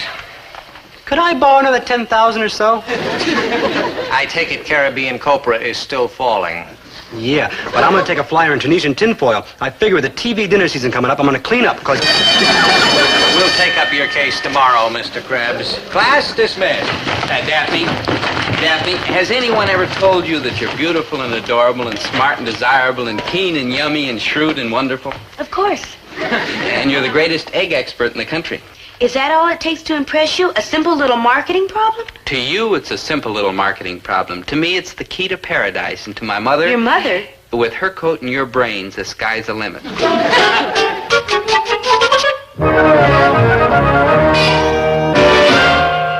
Gang, this is Get Rich Quick Gillis. I couldn't get over to the ticker today. What's the picture? $925, huh? Not bad at all. Hello, Mitt Gang. How'd my eggs do today? $1,255, huh? No. I've got my experts watching it, and I'm staying in. Hello, Mitt Gang. Gillis here. How's everything at the Omelet Foundry today? Up another cent? What? Sell now. Sell? Don't be ridiculous, my good man. But, Mr. Gillis, I wish you'd take my Mitt Gang. before it's too late. The market is at a complete standstill. Mitt Gang, please, I must remind you that they're my eggs and I'll sell them when I'm ready. Poor man, apparently the big money panics him. Dobie Gillis? Yes, Mom? Aren't you forgetting part of our bargain? What bargain? I gave you $1 to take my coat to the cleaners days ago. Oh, yeah. Well, dear, that $1 was for a round trip. You're supposed to pick it up, too, you know. Oh, sure. Well, it may be a few days yet, Mom. A few days? And I may have a little surprise for you. How'd you like a nice big sealskin muff to go with it? Dobie, be serious. That coat is the best thing I own. Maybe we'll get you a mink or a sable. Then you can wear the sealskin for every day. Just exactly what are you up to? Mom, they laughed at the old easygoing impractical Dobie. Now there's been some changes made. Trust me for a couple of more days, and I'll have a wonderful surprise for you. Bye, Mom.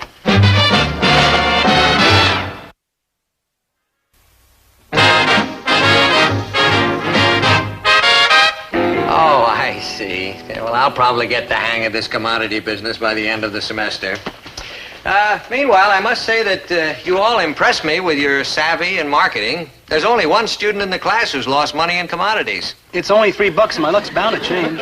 No, Mr. Krebs, that decimal point is way over on the right. It's $300,000. Well, let's finish up now. Your report, please, Miss Winsett. Eggs went up another 2 cents yesterday. My total profit was $1,150, and of course I sold. Splendid. That kind of money gets an A+ in my book. Mr. Gillis, I suppose you followed our fair wizard's lead? Not on your life. Eggs are still going up, and I'm not selling. I'm waiting until they slow down. I see. Just a minute, Dobie. Professor Pomfret, you had to sell yesterday. Who had to sell? Anybody who doesn't want to take delivery on the eggs, that's who. What do you mean? Because yesterday was Spot Day, genius. The 15th is closing day in the Chicago egg market.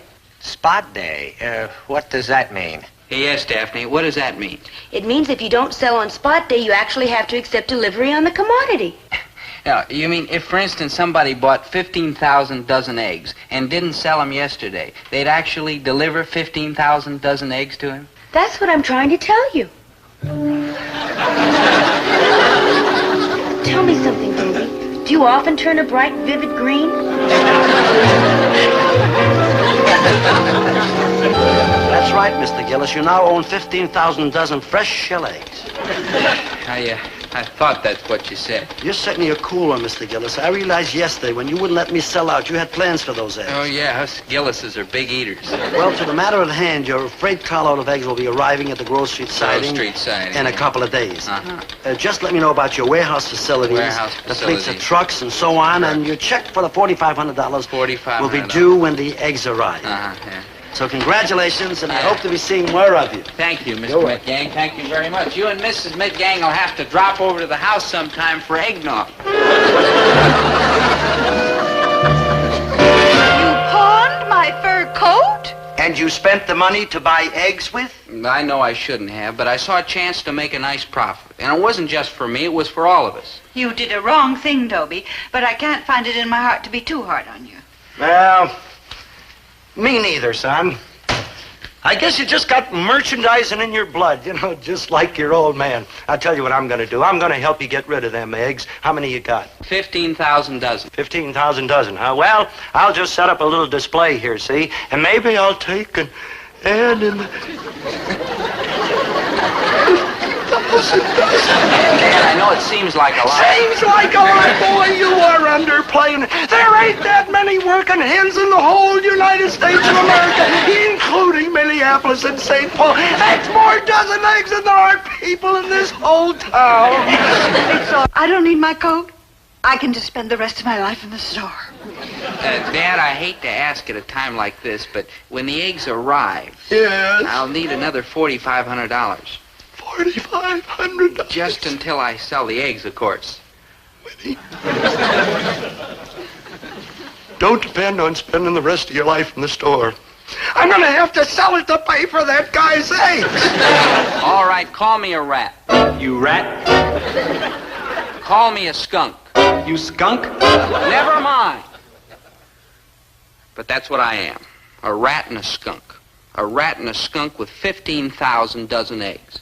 Where was I going to get rid of them? Where? Your trouble's over, good buddy.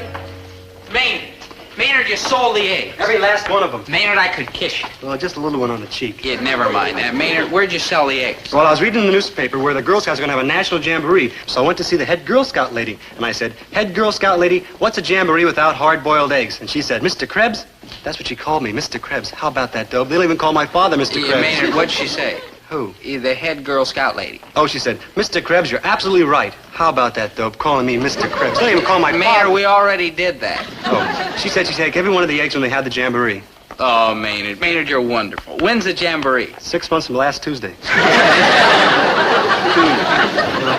Don't be a faint heart, good buddy. I got like another swinging idea. Like, behold, only 235 shopping days until Easter.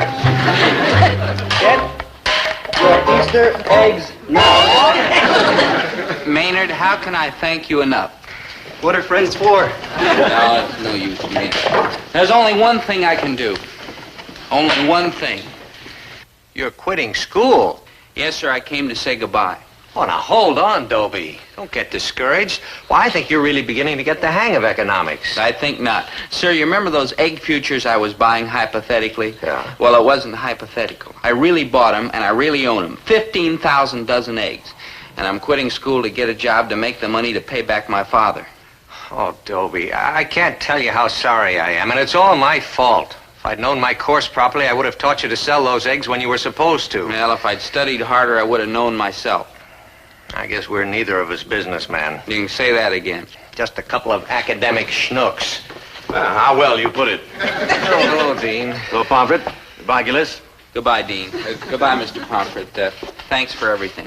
Come and see me sometime. Yes, I will, Mr. Pomfret. Bye. Well, Pomfret, I must say your students show a great deal of affection for you.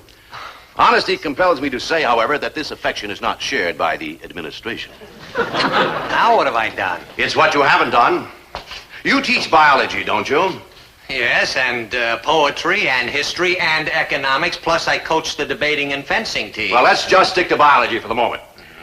Are you aware, Pomfret, that the United States Public Health Service has advertised for bids for a new experimental vaccine? No, sir.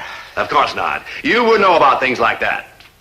You would know that some go-getting biology lab run by some go-getting professor would make a tidy little profit for his university. You wouldn't know about things like that. No, sir, I wouldn't know about things like that. Of course not. You're an egghead. That's right, I'm an... Dean, did you say that the government was looking for a lab to grow a new experimental vaccine?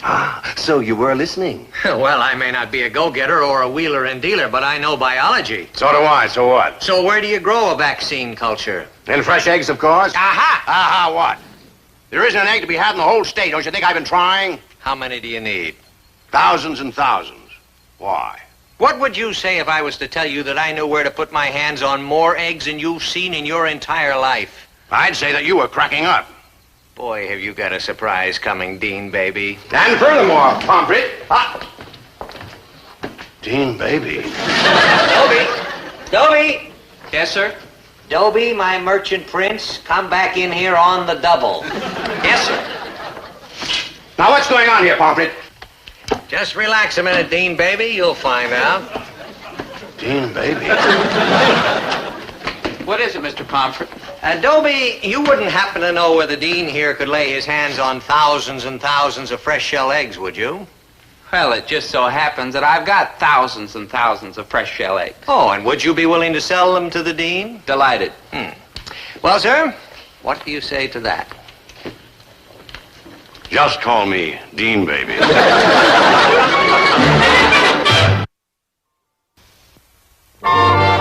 Good morning, Dobie. Oh, hi, Daphne. I heard all about your big egg deal at school. You're the hero of the campus. Oh, I do what I can. Have you got it? Got what? My history homework. No, Daphne, I don't have it. I don't understand. It's very simple. I'm not going to do your homework anymore. You're kidding. No, Daphne. A long time ago, you agreed I was a whiz in poetry and history and like that, true? True. But I was a knucklehead in business and finance. Well, I just proved I'm not such a knucklehead after all. Now, think it over, Daphne. A man who knows art and culture and also business and finance. Well, a man like that's quite a catch. But... I mean, a man like that doesn't have to do a girl's homework in order to hang on to her. And a girl who finds herself a man like that can count herself pretty lucky. Now, think it over, Daphne. Think it over. Goodbye, Dobie. Where are you going? To think it over. Daphne. And I think pretty slow. It may take several years. My poor boy. Don't tantrum now, Winnie. Chin up, son. Nobody likes a crybaby. Sure, Dad. Remember that old thing, boy, about laugh and the world laughs with you. Cry and you cry alone. But the man worthwhile is the one who can smile when everything goes dead wrong. Hey, great. Come here, Dad. I want you to do some smiling. Huh? Dad, remember how the college bought those eggs for that experiment? Oh, yeah, and I was sure proud of you, boy, unloading all that 15,000 dozen eggs. Yeah, well, Dad, they didn't exactly take all 15,000 dozen eggs. Oh? Dad, start smiling. Oh?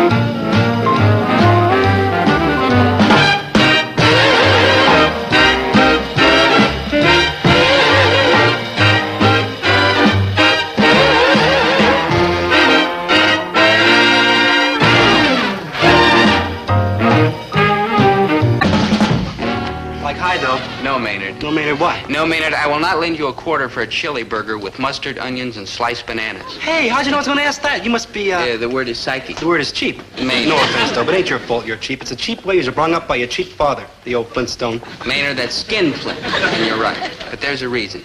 You see, all his life, Dad's had to struggle for every penny he's ever had. He says kids these days have it too easy. They don't know what good hard work is. Quite so, Gillis, baby. What good is it? Don't crowd, you greedy oafs. You'll bruise the cashmere. Here, fabulously expensive gold watches for you, and you, and you, and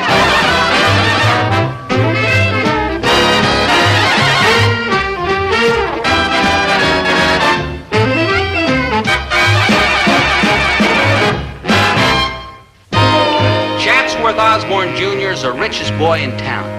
He drives a fancy foreign sports car, he lives in a beautiful house on the hill, and he has unlimited charge accounts at all the classy stores. But with all that, is he happy? Well, yes, I guess he is. But it's not real happiness. Not the kind that's lasting or important. You don't believe me? Okay. Just look at the way he celebrates his birthday. on this my joyous natal day, oh joy to me, hooray, hooray!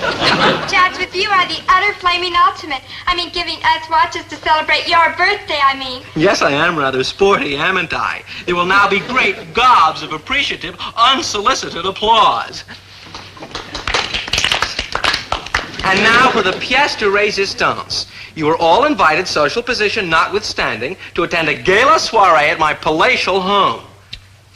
Halt! Halt, peasants, I command you. Didn't you hear? You were invited to Osborne Manor. Thanks anyhow, Chatsworth, but I've got to get home and study. I'm weeks behind in history. Well, no! Come back. Please, compatriots, schoolmates, friends. Please don't go. Oh, mice and rats. Dobie, why won't anyone come to my party? What did I do wrong? What? Chatsworth, listen to me. Those kids turned down your invitation because you tried to win their friendship by paying for it. You'll never be a worthwhile human being if you put money before character. Oh, come now. You're supposed to be on my side. I must admit you are far better liked than I, despite your commonplace origins. You are respected for what you are, not for what your family can buy for you. Yes, you are a fine, upstanding citizen of the future. No, I wouldn't say that. No, me neither. It's true. Tell me, Dobie, how did you get to be the kind of chap you are today? Bad breaks. How I envy you. You must have been molded into your present manly shape by some rock-hard, solid, stubborn, unbending force. For Pete's sake, Dobie, I've been driving all over this cotton-picking campus looking for you. What kind of malarkey's going on around here anyway? Dad, I wasn't supposed to meet you to help with the delivery until 4. What's the matter? It's going to kill you to be a few minutes early? How long have I been yapping at you about ambition and push and get up and go? Boy, if you're ever going to amount to anything in this world, you got to remember the... Did you ever wonder how come you act like you and I act like me? Well, there's a lot of reasons, of course, but mostly I'd say it's on account of our parents and the way we were brought up. I mean, my parents, for instance, are strict but fair. Maynard's parents are bewildered but hopeful. And Chatsworth Osborne Jr.'s mother's is I'm a supreme example of American motherhood. Sweet, kind, gentle, understanding. And if you do not stop pestering me at once, it's Devil's Island for you, you nasty boy. Mumsy, I am not a nasty boy. Yesterday I celebrated my 20th birthday. That makes you a nasty 20-year-old nasty boy. Lovable me? Thanks to lovable you, I will probably have to call off my tiger hunt in India. I can't go and leave you all alone here at Osborne Manor. Why not? I am perfectly capable of taking care of myself. I am in college. I am a veteran of the armed forces. Oh, Chatsworth, it pains me deeply to tell you this, but merely being in college and being a veteran does not necessarily qualify you to be a responsible, dependable person. Yes, I'm afraid so, Mumsy. You have every qualification to be a man. Age, education, background, and still. I am nothing but a nasty boy. True, heartbreaking, but true. Now, to leave you alone here would merely mean to invite disaster and quadruple insurance rates. Now, Chatsworth, let's face the facts. You are my son. You have many, many fine qualities. most of which escape me for the moment. But I cannot leave you here without a strong, firm, rough hand to lead you around by the ear. Mumsy, I will try valiantly. Wait! A strong, firm, rough hand. I know just the man. I know. Oh, simmer down, Chatsworth. What are you jabbering about? Mumsy, what if I could find someone who is strong and firm and rough enough? Someone who could mold Chatsworth Osborne Jr., namby-pamby weakling, into Chatsworth Osborne Jr., manly man among men. Well, it would be bye-bye Chatsworth, hello India. Oh, where would we ever find such a man? Someone hard and firm and ruthless. Now that Captain Bligh is no longer with us. I've got just the man. He'll turn me into the kind of person I so long to be. Self-reliant, firm, decisive, confident. Mean, rotten, mean, also cheap. Maynard, you're talking about my father. That's the fellow, rough-looking. Mean, rotten, mean, also I know all those things. That's why I want to borrow him. Borrow my father? Chatsworth, that's the most ridiculous thing I ever heard. If necessary, I'll rent him. Look. I'd buy him, but I hear tell there are laws. I don't get this, Chatsworth. I mean, my father's an honest citizen and a veteran, and you get used to him and all that, but borrow him? Borrow? Who wants to borrow something? Boy, you let me catch you lending anything out of this store, and you'll pay for it out of your salary if it takes the next 20 years. Mr. Gillis, you are magnificent. What's the matter with you? You some kind of a blue-blooded nut or something? Mr. Gillis, I came here to ask a favor of you. Him? Oh, come now. Maynard. Mr. Gillis. All right, Chatsworth. Tell me what you want so I'll know what I'm saying no to. I want you to make me into exactly the kind of man your son Dobie is. I was right. You are a blue-blooded nut. No, I'm serious, Mr. Gillis. Please listen to me. Mr. Gillis! This seems to mean a great deal to Chatsworth, dear. Why don't you hear him out? Okay, Chatsworth, what's on your mind? Mr. Gillis! I've heard enough, and I'm against the whole thing. Goodbye. Look at me, Mr. Gillis. What kind of a person do I appear to be? The truth now. Well, Mr. G, if you're short on words, I got plenty. Maynard. What about you, Mrs. Gillis? How would you describe me? Well... Dobie? Well... Oh, boy, my turn. Maynard. I'm spoiled. True? Snobbish. Overbearing. Snooty. Yep, them are the words. It's true. That's exactly the kind of person I've been. Snobbish, snooty, overbearing. You left out creepy. All right. Creepy. That's why I need your help, Mr. Gillis. I want you to move into Osborne Manor while Mumsy is away. Bring your family with you if you wish. And make me over. Make me toe the mark the way you did with Dobie. Make a man of me. My life to now has been a terrible waste. I desperately need someone to straighten me out before it's too late. You know something, Chatsworth? Under that snooty outside, I've got a feeling that you've got a pretty okay inside. I hope so, Dobie, do I truly hope so. Mr. Gillis will be overjoyed to help you, Chatsworth, dear, won't you, Herbert? Now, Winnie... Dad, a human soul's crying out for help. How can you say no? You're right, son. I'm too big a man to back down in the face of this challenge. Chatsworth, you've got yourself a deal. But you better be loaded with intestinal fortitude, because from now on, it's early to bed, early to rise, hard work, the rough and ready life. Glorioski, I'm beginning to feel stalwart and manly already. Teaching Chatsworth Osborne Jr. how to become a man was not a job to be taken lightly. But if it could be done, Dad was a fella to do it. In the first place, he doesn't go for any of that fancy bowing and scraping. I don't go for none of that fancy bowing and scraping. Now cut that out. I want you to treat me like I was a simple person. He is bowing and scraping to me, simple man. If you were any more simple, it would be indecent. Hello, Mrs. Osborne. Gillis, I understand that you are going to attempt to take my place and make a hard-working, earthy man among men out of my poor baby. Chatsworth, button your coat, dear. There's a draft out here.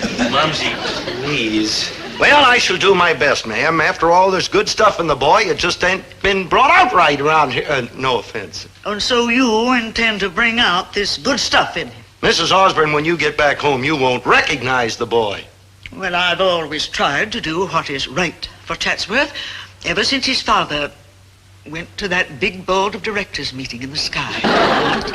Raising a boy alone is not easy for a poor, helpless widow. By the way, Tremblay, call my broker first thing in the morning. Tell him to buy up every share of Amalgamated Tin if it breaks the company and every miserable stockholder in it. It'll be attended to, madam. Mrs. Osborne, my husband does not mean that he intends to take your place. It's just that, forgive me, without a firm, masculine hand to guide him, a boy can go off in odd directions. Oh, no. Don't shilly-shally, Mrs. Gillis.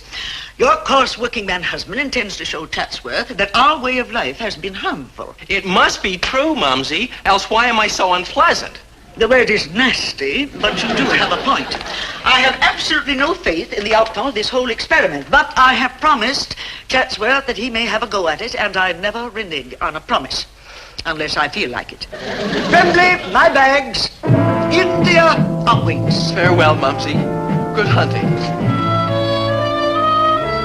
All right, Chatsworth. Break clean. No, an invasion, Tremblay, my elephant gun. So it's just me managing crabs. Call Washington, try to get President Harding directly. Maynard's with me, Mrs. Osborne. He gets lonesome alone. I cry. Oh, no. Oh, after this, man-eating tigers will be a ladies' tea party. So, they think they can brainwash Mumsy's little lamb. Ha! Mumsy is going nowhere. Mumsy is staying right here and watch them fail miserably. Here, madam. Oh, this secret passage goes all through the house. It was built by Chatsworth's great-great-grandfather, Republican J. Osborne. He hid out here through 5 Democratic administrations. Tremblay, hide the luggage. There's more than one way to skin a Gillis. Yes, madam.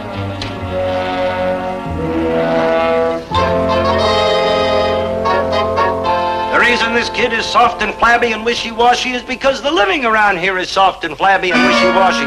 But no more, all the fancy living is out! Bravo, Mr. Gillis. Thank you. I'll have nobody in this house who's a time waster, a slacker, a gold brick, a goof-off. You rang? My prize, G. When does easy living start? Maynard, drop that gear, fall in, and start shaping up. Right, yes, sir, your dictatorship. And that's the way it's gonna be. Hard work, no frills. Any questions? That's what I like to see. No back talk. Dismissed. And listen, you guys better get upstairs and start sleeping on the double because Reveille goes at 0600. We got to get out there and rake leaves and paint the tool shed and dig a couple of 100 post holes. 6 o'clock, Dad? Like 6 o'clock? Like bye. Chatsworth, the idea is don't waken. Keep driving ahead toward that goal. Never let anything tempt you away from the course that you've chosen to follow. That's the secret of success. With the two of them as my inspiring examples, how could anything in this world possibly sidetrack me?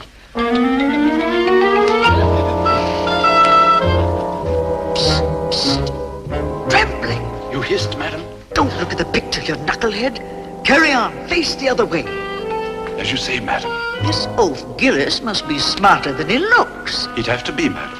He and his idiotically virtuous family have firmly convinced Chatsworth that the soft and easy life is unhealthy. Good gad, shouldn't we report them to some congressional committee? No, there's a quicker way. Let us see how long the noble Gillises can resist the soft and easy life when it's offered to them. Ah, madam is a genius. Never mind the flattery, Tremblay. Just get cracking. Great-grandfather Osborne was a drinking man, and it's soggy in here. Very well. Edith, I want to talk to you. Zut alors, Tremblay. Qu'est-ce que c'est this hard work and qu'est-ce que c'est this blabbermouth Hebert Gillis? Don't worry, he won't be with us for long. Meanwhile, you take care of Mrs. Gillis, the full treatment. Ooh, the treatment? Ooh la la? Right. And I'll be giving old Blabbermouth the treatment double. Ooh la la. When my father was a boy, he led a very hard life. You know why? Because his family was cheap. Yeah, well, maybe cheap's the wrong way to put it. What they really were was, cheap. But that experience made Dad so tough and strong and hard-headed that the luxuries of Osborne Manor could never soften him up. Hey, what are you doing in here? I've come to bathe you, sir. Listen, the last time anybody bathed me, it was my mother. I was 6 months old, and I didn't like it then. What's that stuff? It's iguana oil, sir. Most relaxing. And whatever happened to good old-fashioned soap? Out! Cut that out, will you? If my back gets scrubbed, I'm going to be the one that's... a little over to the right, please. There, that's the spot I never could get a hold of. I'm a full-grown man, and I'm a... No, a little higher, a little... I want to tell you, make bigger circles.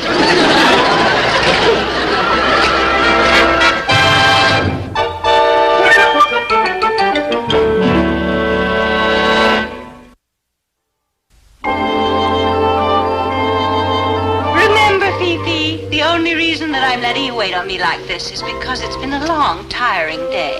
Oui, madame. And now, madame must choose for herself a beautiful dressing gown from Paris. A dressing gown? Oh, no, Fifi, I couldn't take anything. That white one. Is that my size? It is perfect, madame. Oh, it's been years since Herbert saw me in anything like this. Not since our honeymoon. Oh, come on, girls, hurry up. I can't wait for Herbert to see me. And don't be cheap with that perfume. Oh, poor Herbert, living the rough and rugged life. He doesn't know what he's missing.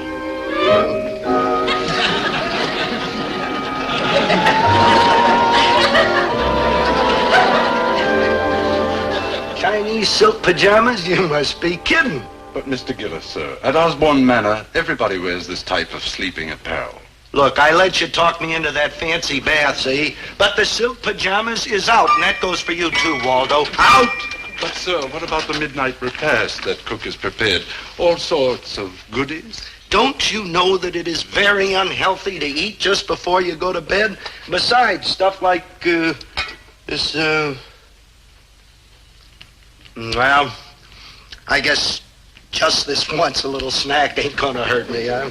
But I don't want you to think it's gonna become a regular habit, see? Give me just a little dab of those fish eggs, Harry. Of course it won't become a regular habit. How about some of these oysters Rockefeller? Well, if Rockefeller ain't using them, why not? Say, Blinky, would you mind slipping on my slippers? I've had a hard, tiring day. That's the way to talk. Now you've got the right idea. Poor Winnie. She don't know what she's missing. All right, so Mrs. Osborne's butler found a couple of little weak spots in Dad. But when it came to fighting off the important luxuries, Dad was strong as an ox. I can have these peeled the next time.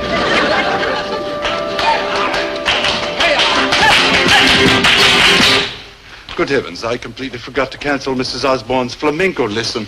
I'm sorry, Madam is out of town. Bye-bye. Adios. Vamos. Unless, sir, you'd care to avail yourself of the lessons. They are most, shall we say, interesting. Well, as long as they're here, we don't want to do anything to upset friendly Latin American relations now, do we? How do you turn them on? Ole. Ole. Okay, kids. Ole! Hey!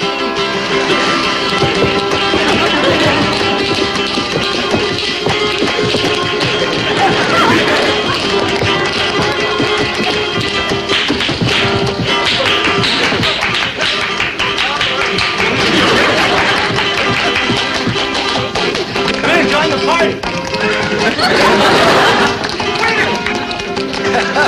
Hey, look at you. Look at me with the padded kimono and the silk pajamas. Hey, and get a load of this midnight snack over here, huh? And the best entertainment north of Tijuana. Ole? Herbert, I thought we were supposed to live simply.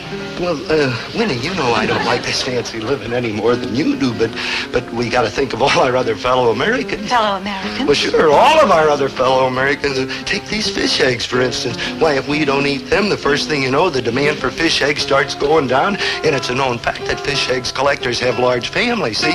Now, what happens to all these little kitties when Papa gets the eggs, huh? Poverty, starvation, malnutrition, that's what. And rubber boots. Rubber boots? Well, sure, you don't think a guy can go running around in rivers collecting fish eggs unless he wears rubber boots, do you? Well, I suppose and not. where do we get the rubber from to make those rubber boots? South America. You don't want the rest of the world to figure we're turning our backs on our fellow South Americans, do you? And tortillas, what about them? Tortillas?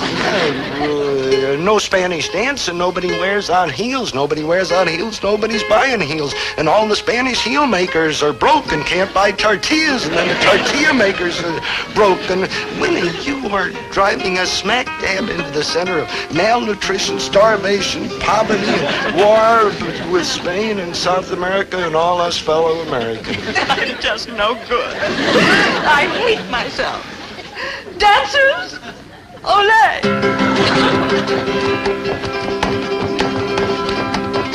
My Spanish blood. Oh, Herbert, I only hope I'm in time to undo all the dreadful damage that I've done. Oh, just do the best you can, Winnie Pooh, romance. Oh, fine. Not bad, huh? Thank you. Not bad. Wow. Okay. And I feel so patriotic.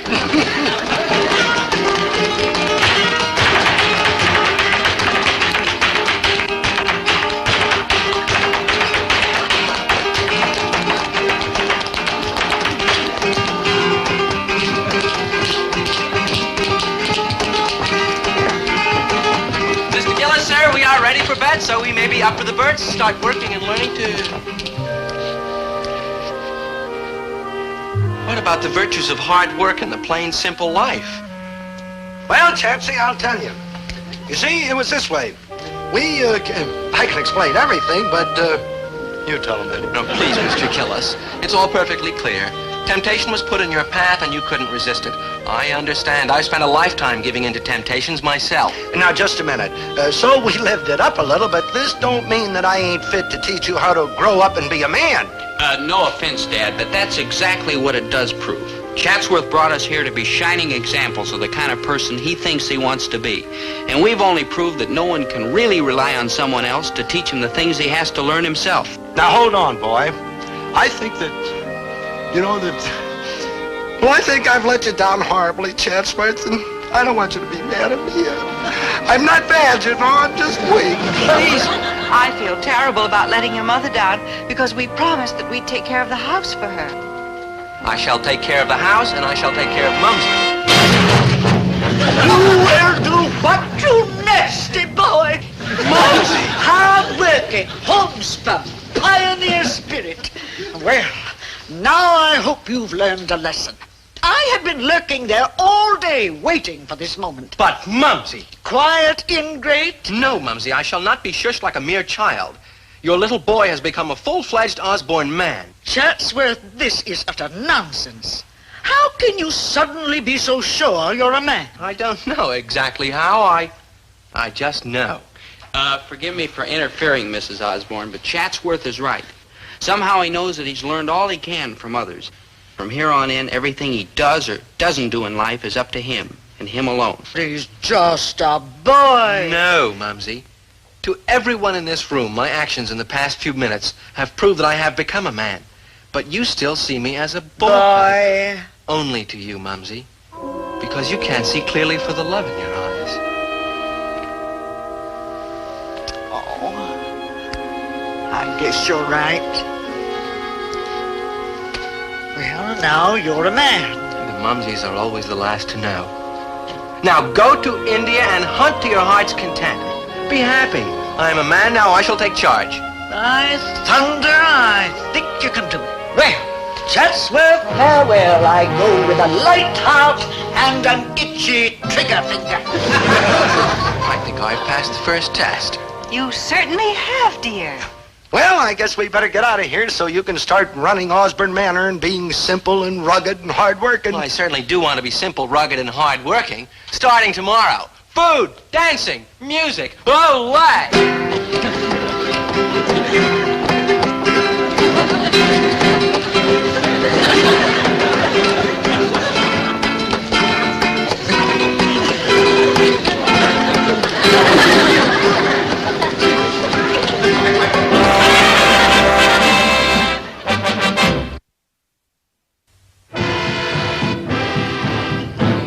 It's a wonder he didn't pounce on her. A tiger pounce on me? He wouldn't dare.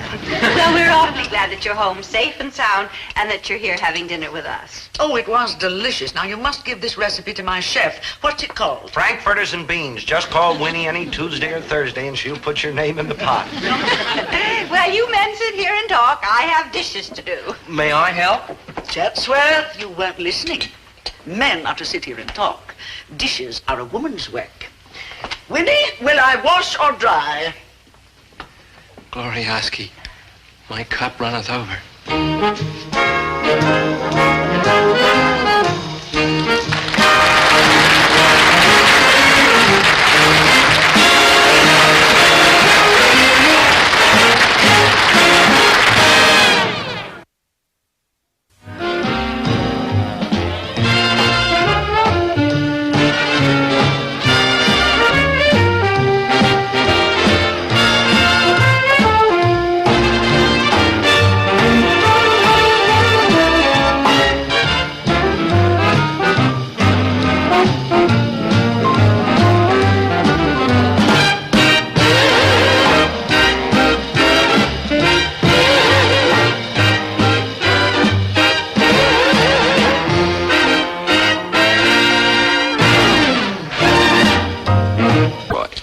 Occupation, husband seeker. Now, what do these two have in common? They're both geniuses. You know how brilliantly Napoleon operated. It's in all the history books.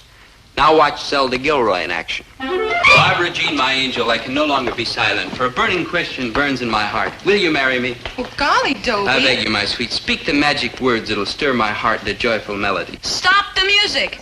Zelda, you were spying on me again. What's spying, Poopsie? I'm merely here to help you win the girl of your dreams, whoever she happens to be this week. Come off it, Zelda. Stop me the second I say something wrong. Hey, Zelda. Young woman, I shall now show you good reason why you should marry Dobie. He's a solid, substantial citizen, true?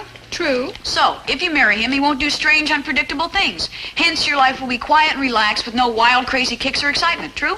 True. Placid, even, bland, homogenized, like baby food kind of, true? True. So marry him already. Yes, so marry me already.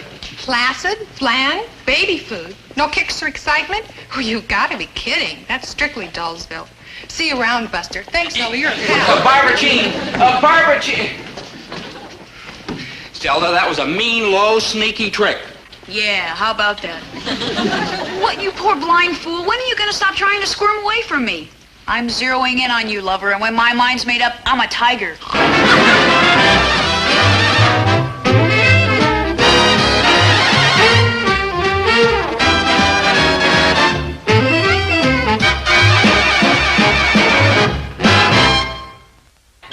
What's the use kidding? Zelda Gilroy has an IQ that ranks way up there with Einstein and Dr. Schweitzer and Jack Parr. So how come, with all that great mental equipment, she hasn't trapped me? Well, I'm not one to brag, but there can be only one explanation. Plain, stupid, dumb luck. It sure fools me you ain't trapped him yet, small girl, because you got like a beautiful brain. Thank you, Maynard. The rest of you is kind of spooky, but ooh, that beautiful brain. My brain is bound to come through for me this time.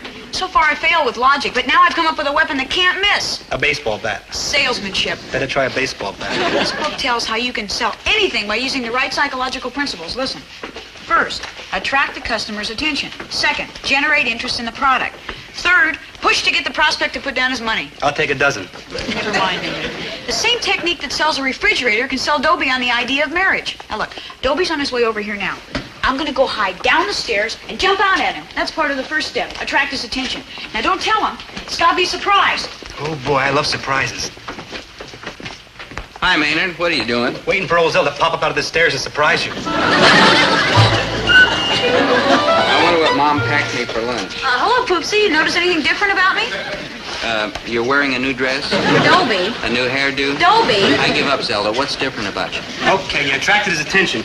Second, generate interest in the product. Right. And what a product. Exciting, novel, trustworthy. Guaranteed to provide loyal and devoted service for a lifetime. Third, push to get the prospect to put down his money. Yes, sir. You can make this fascinating little item your very own. Act now. Don't delay. Hurry, hurry, hurry. Well, Dobie? Well? I can't explain it, but all of a sudden I feel an overpowering urge to run out and buy a refrigerator. Ooh, that's Zelda. When it comes to tracking down her man, she makes the Northwest Mounted Police look like the Keystone Cops. With her around, I wasn't even safe in a classroom. Today, class, we're going to discuss a subject that is of great interest to all of you. Marriage. I'm getting out of here. It's no use. I tied your shoelaces to the chair. Oh, come on now, Zelda. That's the most ridiculous story you've made up yet. I'm not going to sit here and... Please, Mr. Gillis, no more clowning around. Now, can anyone in this class give me a concise definition of marriage? How about you, Mr. Krebs? I would like a definition that is well-reasoned and thoughtful, and I withdraw the question. That ain't kind of your diplomatship. You're all the time saying I don't know the answer. Thought you'd give me a chance. You're absolutely right, Mr. Krebs. Forgive me. You like forgiven. Like thank you. You like welcome. Can you answer the question? Like no. Like that's what I figured.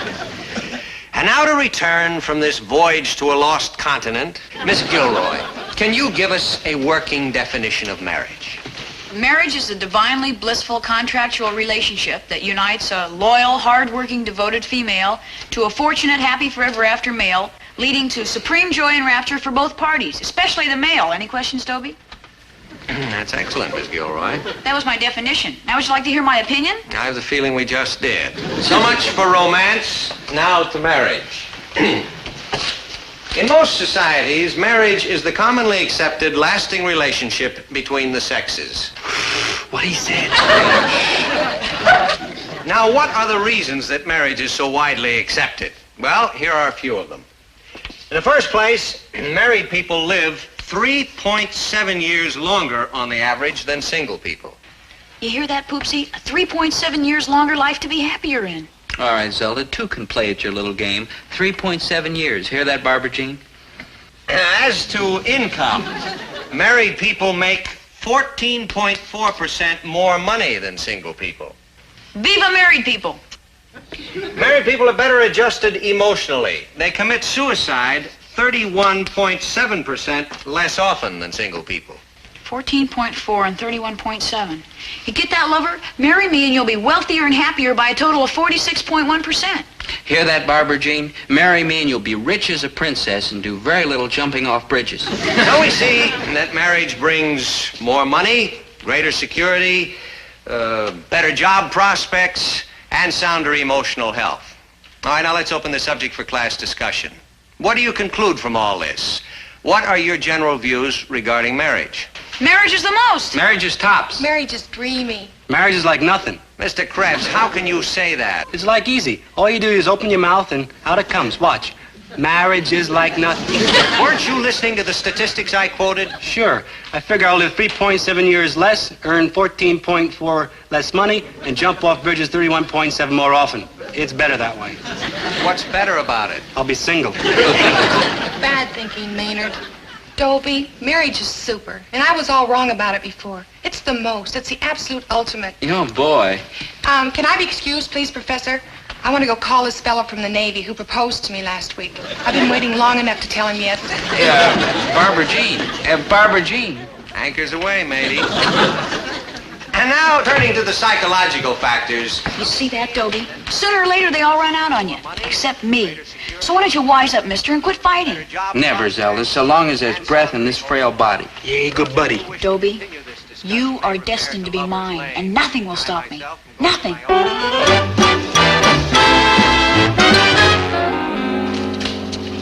Like I do, buddy. Where you been all day? Maynard, I've been thinking. It's not my line of work.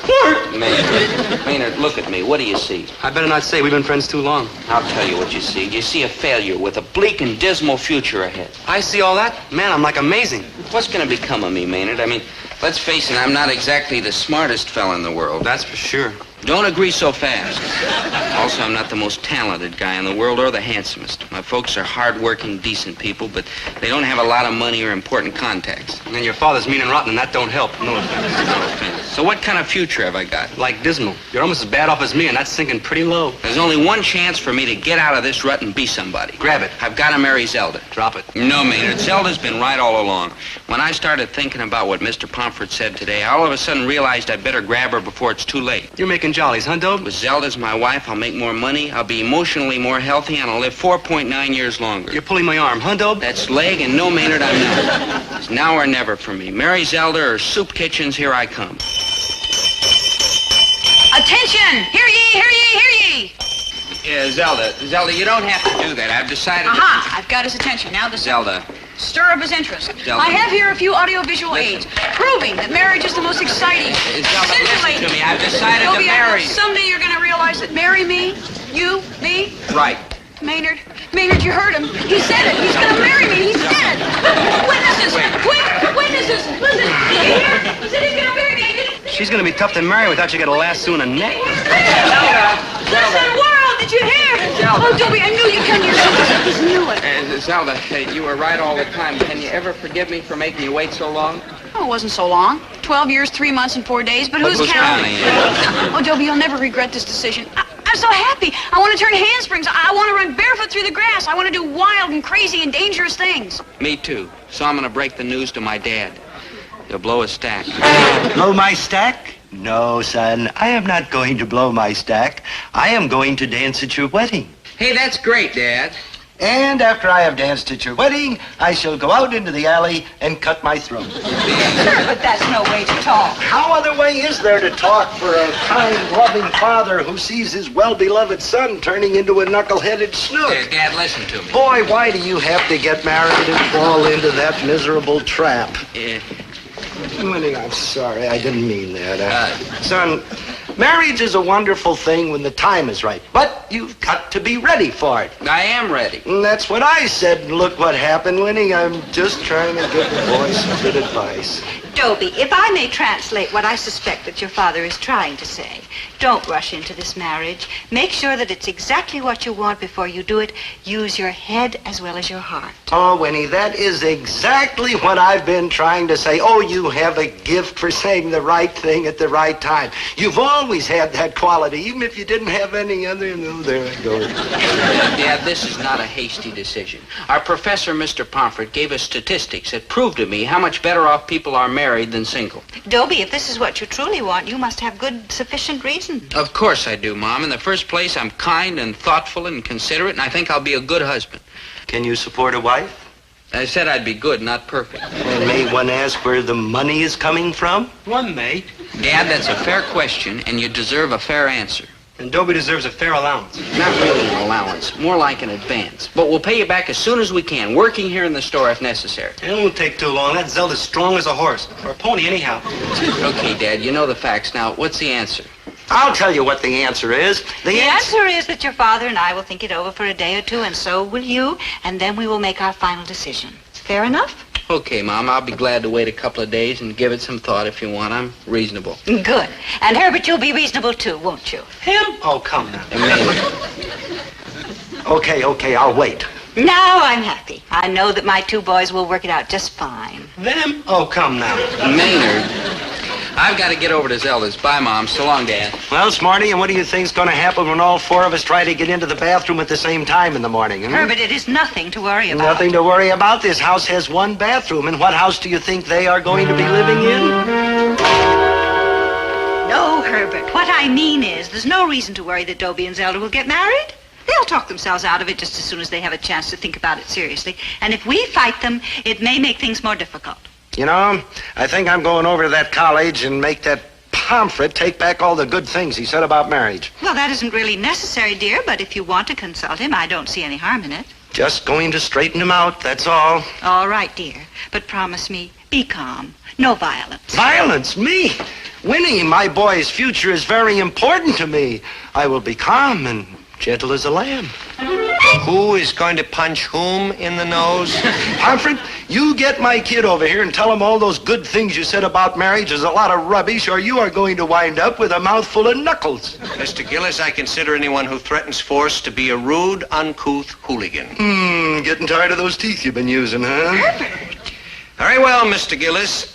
If you insist upon resorting to the physical. Herbert, no! You're talking my language. Although it has been 10 years since I was a judo instructor in the Marine Corps, I was battalion champion 3 years running. Now, where were we? I was a rude, uncouth hooligan. Right, you were. Yeah, but a rude, uncouth hooligan who's trying to save his son from getting caught in the same trap his old man got caught in. Herbert! Oh, Winnie, you know what I mean. Now, Mr. and Mrs. Gillis, the information I gave the class was not intended to make those young people go charging off to the nearest justice of the peace. Of course, we understand that. So, if you will bring your son and Miss Gilroy in to see me, I'll do everything in my power to prevent them from acting hastily. Oh, you're all hard, Pomfret. And I'm going to have those kids over here quicker than you can say, I do. I do.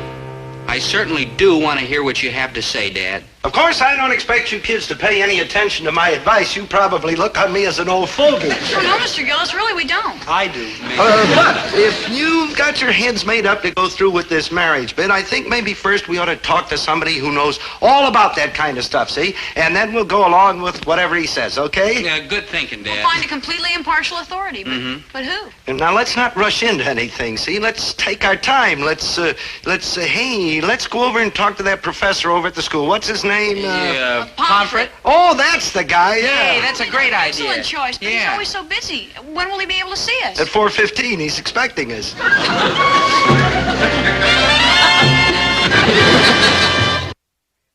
Believe me, Dobie and Zelda, I realize that the task of advising young people on marriage is a very difficult one. Except for saying, no, that's a cinch. However, I have made up a list of the elements that I consider essential in the background of participants in a happy marriage. Now, I would like to check you out and see how you measure up on these counts. They'll measure up miserable, so what's the use of talking? Dad, we all agreed to go along with Mr. Pomfret's advice, so we certainly ought to listen carefully to him. I'm listening. What have I got to worry about? Huh, Pompey? We shall see, Mr. Gillis. Now, the first item is most important. Are your parents happily married? What's that got to do with anything? Children of a happy marriage are more likely to be well-adjusted. Yeah, Mr. Pomfret, my parents are like a couple of newlyweds. My folks are happily married, too. Good. You score 100% on that question. Now, hold the phone. Do you mean that if Dobie comes from an unhappy home, the chances are he won't have a happy marriage? Well, yes. Dobie, what makes you so sure your parents are happily married? What? Aren't we happily married? Winnie, this is not the time or the place to discuss it. Oh, yes, it is. If we aren't happy, I'd like to hear about it. Well, I suppose it would have to come out sometime. And the sometime is now. Tell me, Herbert. Don't spare my feelings. Oh, Winnie, I'm sorry, but for years I've been running around on the verge of frustration. Oh? And how long has this been going on? Ever since the honeymoon. Dad, if you were that unhappy, Mom and I would have noticed. Oh, not for me, you wouldn't, boy. I'm the kind who likes to cry privately, like into my pillow. And all this time I thought you were snoring. Pomfret, the answer to your question is no. Dobie does not come from a happy home. Next question. Next question. Dobie and Zelda, did you have a happy childhood? Yes. What's that got to do with it? Happy children grow into well-adjusted adults and make excellent marriage prospects. Mr. Pomfret, I was extremely happy as a child. Me, too. You were a pathetic kid, always sniveling. No, I wasn't, Dad. I was very happy. Son, you laughed to hide your tears. You come from that kind of stock. You don't remember, but I do.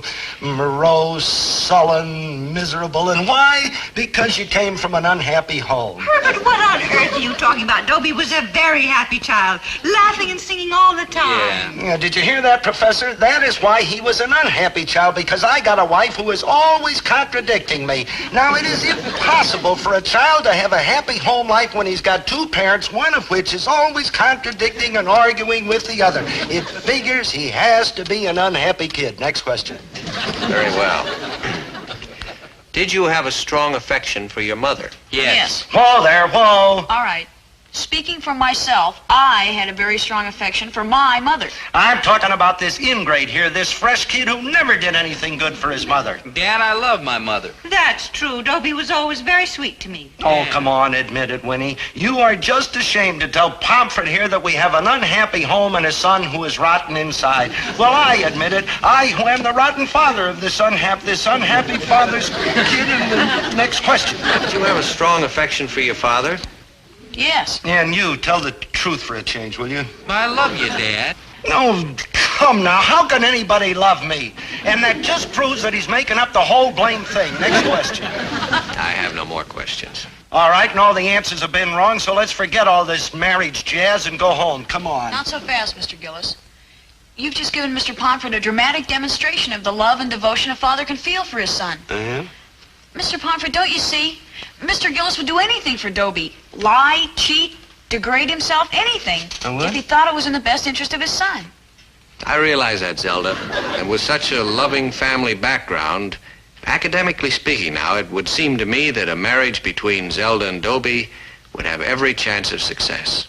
Hey, that's wonderful, Mr. How can we ever Pomfret. thank you, Hey, sir? wait a minute. Yeah, What's all Dad, this? Dad, you promised to go along with whatever the professor advised. Dobie's right. You did promise, dear. This is the wisest decision you ever made, and you'll never regret it, Papa Gillis. Zelda, I regretted it before I ever got here. Now it's in spades.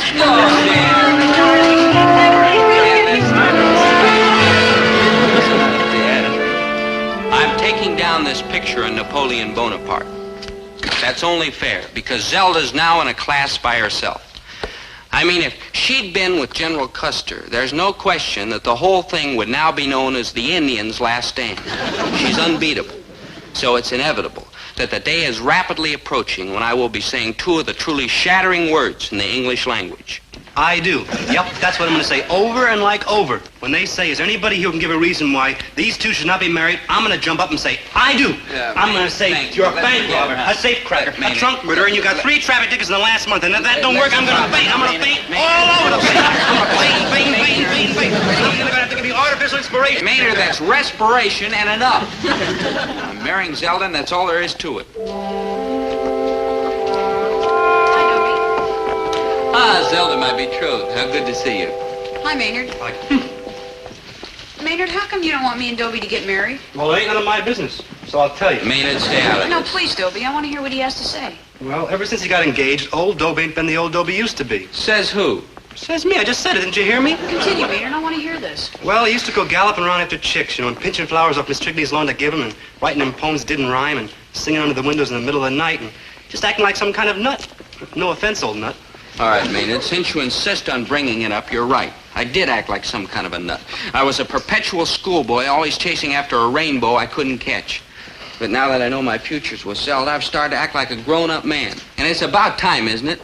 I'm calm, I'm secure, I'm settled. You ain't settled, Dobe. You're like defeated, like scared, like playing it safe, and like copping out. Thanks, Maynard. Thanks a lump. You're like welcome, and another Goodbye, Maynard. Maynard was just leaving. I was? You were. Oh, well, so long, Zell. So long, Dobe. Hey, I wonder how he knew I was leaving. I didn't even know I was leaving. Man, what an age we live in. Maynard means well, but sometimes he sees things kind of funny. Sometimes he sees things kind of better than anybody else. Dobie, why do you want to marry me? Huh? It's a simple question. I want to know why you want to marry me. Holy cow, Zelda, we went through all that several thousand times. Please tell me, Dobie. It's important. Well, sure, if you want. We grew up together. We respect each other. We get along. We laugh at a lot of the same things. We're good for each other. All true. Anything else? Well, I guess I could think of some more, but... What about love? Love? It's one word you didn't use. It's a word you've never used to me. Well, sure, I love you, Zelda, but it's a different kind, a quiet kind, a kind you don't run around shouting about. And you don't pinch flowers off Mrs. Trigney's front lawn for me either, do you? Zelda. Or write me crazy poems that don't rhyme. Or sing under my window in the middle of the night. Zelda, that's all romantic nonsense. Right. Maybe being romantic is something you grow out of. But how can I grow out of something I never had? Look, I never think of doing those goofy things now. Not with you. I feel differently about you, Zelda. Grown up, mature, settled. No, Dobie. Don't you see? I don't want you to feel grown up and mature and settled around me. I want you to feel young and goofy. I'm a girl. I'm entitled. But I just don't feel that way about you. Well, in that case, I just don't feel like getting married. Zelda, wait a minute. The wedding is off. For how long? Till when? Till my father has to chase you away from under my window in the middle of the night. Zelda. Till Mrs. Trigney has to build a great big huge tremendous fence around her flowers to keep you out. Till my mailbox is flooded with crazy poems and not one single word rhymes. I see what you mean, Zelda. You'll like it this way better too, Dobie dear. I'm sure of it. Yes, Zelda. I guess maybe I will. And, Zelda, I'll let you know when to start looking under your window. Thanks, Dobie. Dobie? Yes, Zelda? Don't wait too long, huh?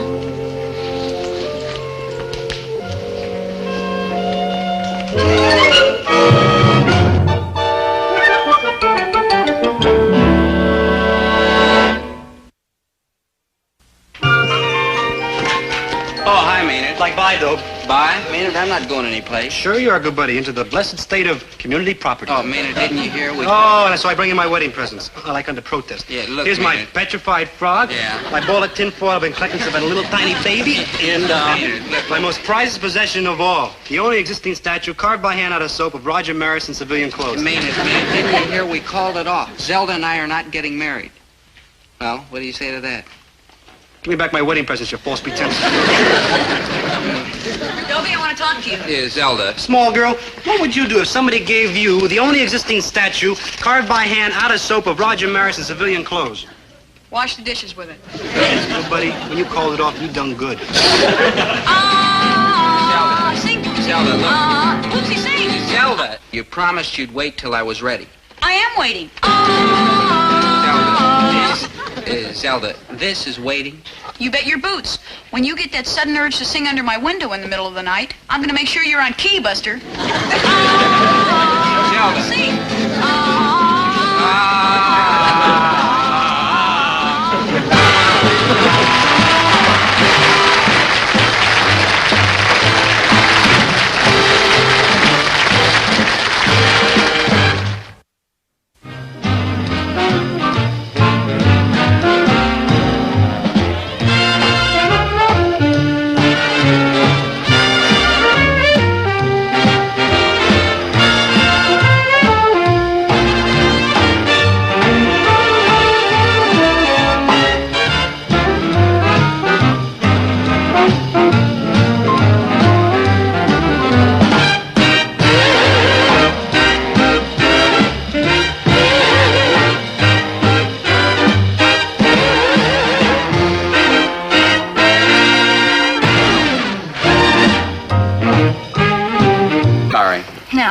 Where was I? You were telling me I was a dope, a nincompoop, and a tin-thumbed idiot. Right. Mhm. And you and I are through forever.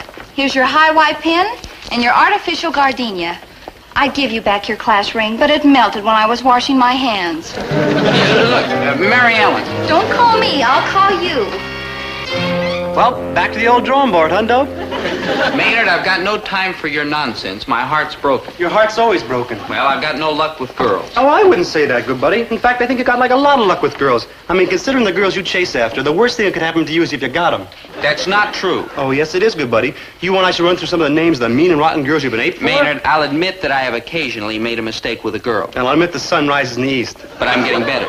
Better than what? You remember that girl I wigged for in high school, that greedy, grubby blonde with the face of an angel and a heart like a computing machine? Oh, yeah, she was the greediest and the grubbiest. How'd you ever get mixed with a barracuda like that? I was young, Maynard. But today, even though I may not be the best judge of women in the world, I'll buy that. At least I know better than to get involved with the likes of Thalia Miniger. You ran.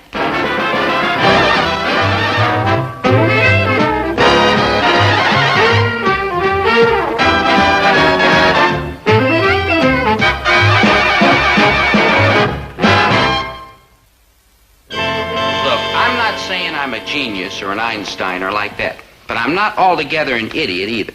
So how come I ever got mixed up with a girl like Thalia Miniger? Okay, so she's beautiful. So her hair's like spun gold and her eyes are like 2 teaspoons of the Mediterranean. And her lips are red and full and luscious. And her neck's like alabaster and she's round and pink and white and creamy. And I just remembered how come I ever got mixed up with a girl like Thalia Miniger. Hello, Dobie Dumpling. It's so nice to see you again. Mwah! You too, Maynard. You're gonna kiss me too, are you, girl? No offense, but no. What a narrow escape. Well, you're gonna say something? You look wonderful, Thalia. Thank you. You've grown since I saw you last. You too, Dobie. I bet you're a size 40 now. Yeah, I think so. Mm-hmm. Well, this is your lucky day. It just so happens that we're running a special on tweed jackets, hand-loomed from the cottage industries of Ireland. Who's running a special? Maynard, take notes, honey. Huh? The Pylon Sales Company, take notes. Yeah. We have everything. Books, appliances, wearing apparel, you name it, and we've got it. Yeah, and you're a traveling salesman? Well, I was. Starting next week, I'm going to be the district manager working out of Cleveland. Then you're not going to school anymore? Oh, Dobie, you're so silly. Yeah. Sleeve 33, got that, Maynard? Sleeve 33. Thalia, what are you doing? I'm making sure that you get a proper fit. You want a proper fit, don't you, Dobie? Look, Thalia. Of course you do. Chest 40, write it down. Chest 40. Waist 32. Look, Thalia. Thalia. There. Oh, my, what a trim little figure you've got, Dobie. Oh, come now. Maynard. You ought to see him in the shower. Nonsense. Dobie's turned into be a gorgeous hunk of man. No, I don't know. Oh, I don't know either. Write it down. Waist 32. Waist 32. Look, Thalia, I can't afford to To buy... pass up a bargain like this. And I'm going to be so proud of you and your new hand-loomed tweed jacket when you take me out Friday night. You're going out with me Friday night?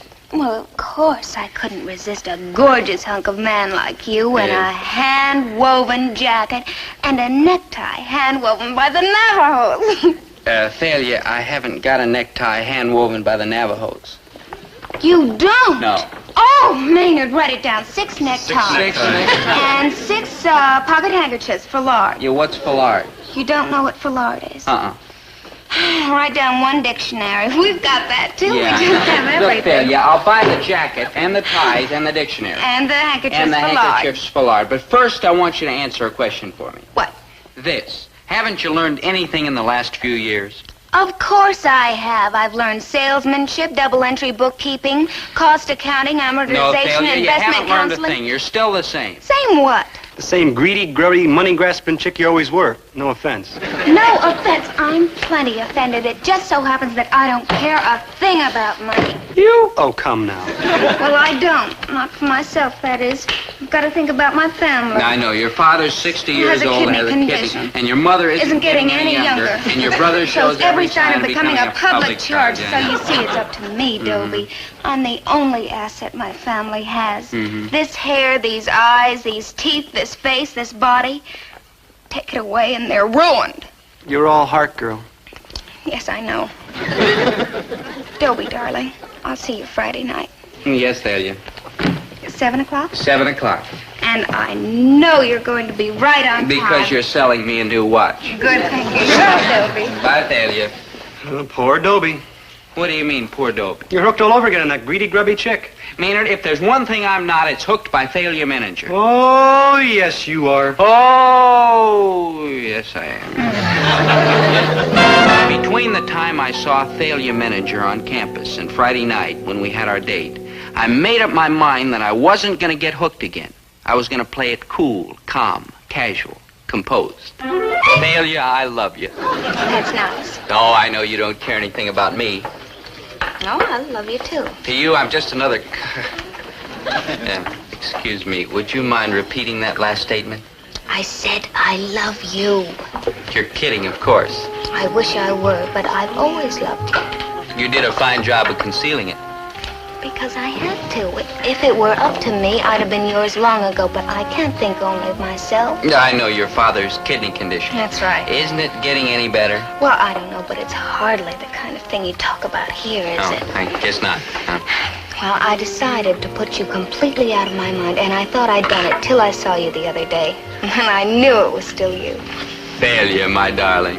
Dobie. Yes, Thalia. You know I use my hands for emphasis when I'm talking. Oh, sorry, I Let go. forgot. Yeah.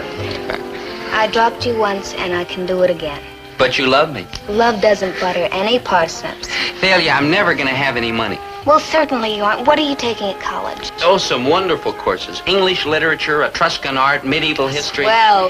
From this you won't make a dime. Hey, that's not the point. The point is that I'm broadening my horizons and lengthening my vistas and learning about truth and beauty and becoming a more complete human being. What you're becoming is an educated bum. Hey, now, Thalia. Now, nothing. The semester is over in a few days. Why don't you quit school? Quit school? Of course. Become a salesman. You'd be great. Look at that face. No cunning, no guile. Just an open, empty blank. Thanks a lot. People have got to trust you. I mean, they take one look at you and they know that you can't outsmart them. You'll turn my head with praise. Now, listen. I'm going to be the district manager of the Pylon Sales Company. You take a job with me and quit school. Quit school? You already did that. Oh, well, yeah. Well, look, I can't quit school. How about truth and beauty? How about these lips and these eyes? I don't know, Thalia. I just don't know. All right.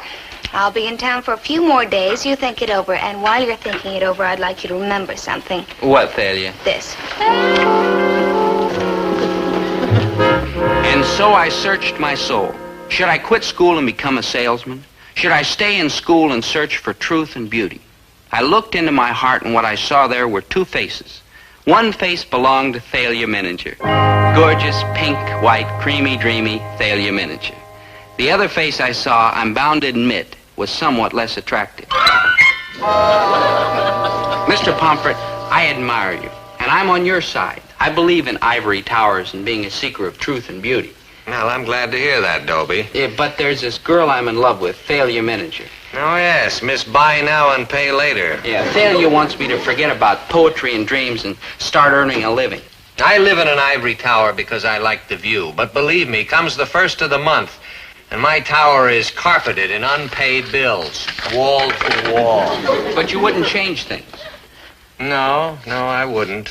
Though I must confess now and again to a lunatic craving to see what my wife would look like in a new dress. And you don't want me to change either. No, I wouldn't, Dobie, especially not you. I want you to go on writing poetry and dreaming dreams and taking wildly impractical courses. Then you advise me to stay in school. Yes, I do. But remember, I'm prejudiced in favor of the academic life. Well, who else can I go to for advice? Well, there must be somebody close to you that you can talk to about it, someone who knows you and wishes you well. You like my dad, you mean? Well, yes, but of course, being your father, the last thing in the world he'd want is for you to quit school. You gotta quit school. But Dad. Never mind the but Dad stuff. It's getting to be as bad as your mother's now, Herbert. Now, Herbert. Now, Minnie. Look, your son came to me and asked for some honest, unbiased, objective, calmly thought out advice. And I am going to give it to him.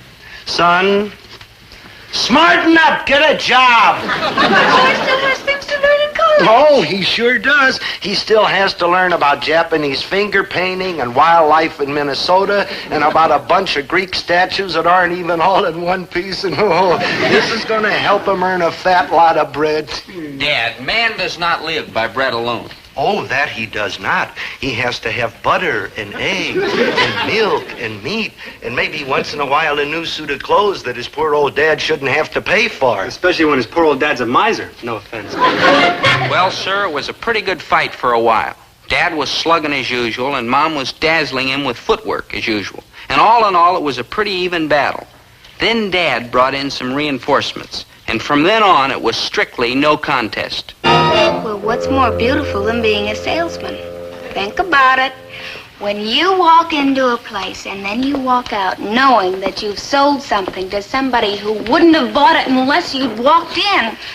Now, that's beauty. Oh, that certainly is, Thalia. But Mr. Pomfret... Oh, Pomfret, what does he know? He's a teacher. And a darn good one, and the wisest man I know, and he thinks I should stay in school. Well, of course he does. School is his whole life. He doesn't know about the world. Look, son, I don't want to knock Pomfret too. He's a great man, but Thalia is right. All he knows about is what goes on inside those ivy-covered walls. Dobie, you say Mr. Pomfret is the wisest man you know.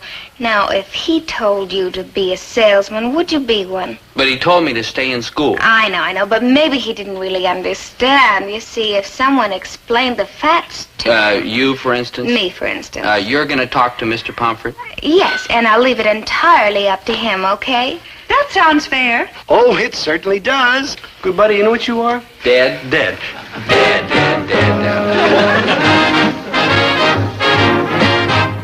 Hello, Mr. Pomfret. Remember me? Thalia Manager.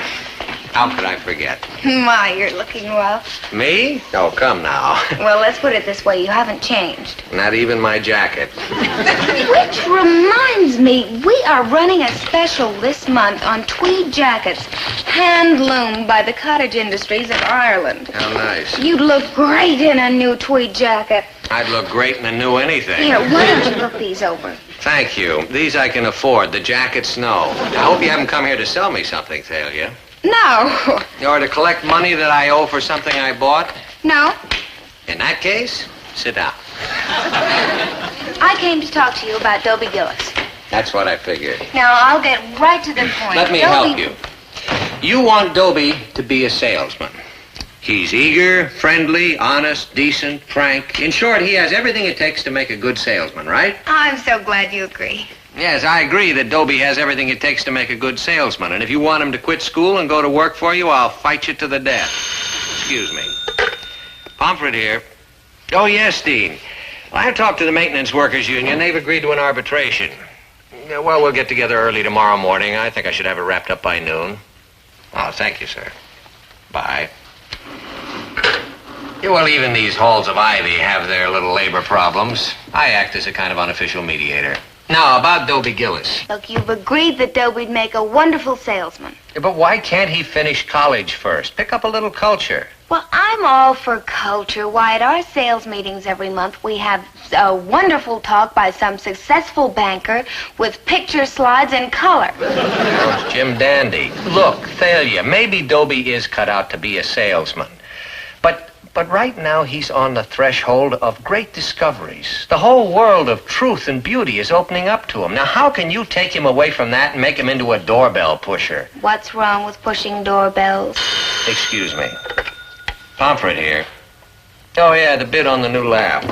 All right, go ahead. I'm listening. What? $12.80 a square foot. Oh, they got to be out of their minds. No, that's way out of line. You tell them they have to submit another bid, or we'll take our business elsewhere. You're right. Bye. You wear a lot of hats for a college professor. Oh, I just double in brass as a purchasing agent. Now about Dobie. Let's table Dobie for a minute, Mr. Pomfret. Would you mind telling me exactly how much money you make a year? I certainly would. I'd mind telling anybody. Why do you ask? Well, this may sound awfully fast, but that's how I operate. How would you like to come and work for the Pylon Sales Corporation? Me, a salesman? No, on an executive level. Well, I'm flattered, of course, but I'm a teacher. And a labor arbitrator and a cost computer. Men like you don't grow on every bush. Well, my wife and children would probably hate me for this, but no, thank you. You're sure? Yeah, I'm positive. Now, if we could get back to Dobie Gillis. All right. Dobie says you want him to stay in school. That's right. And I'll continue to say it as long as there's breath in this underpaid body. What is Dobie to you? He's a student. Exactly. And you have hundreds of students, and I know you care about them, all of them, but not the way I care about Dobie. To me, he's not just a face in the crowd. He's the only face. Don't ask me why, but he's the one I want. You really love this boy. Yes. And if he wants to stay in college, you won't wait for him? I can't. There's my family. Oh, yes, your father's famous kidney condition. I just can't wait. I'm almost 20. Good heavens, and you still get around without a cane? I know it sounds silly, but I cannot wait. But if you leave Dobie, you'll break his heart. And mine? Well, I'm sorry, Thalia. I just can't tell Dobie to quit school. All right, thanks for your time. Now, wait a minute.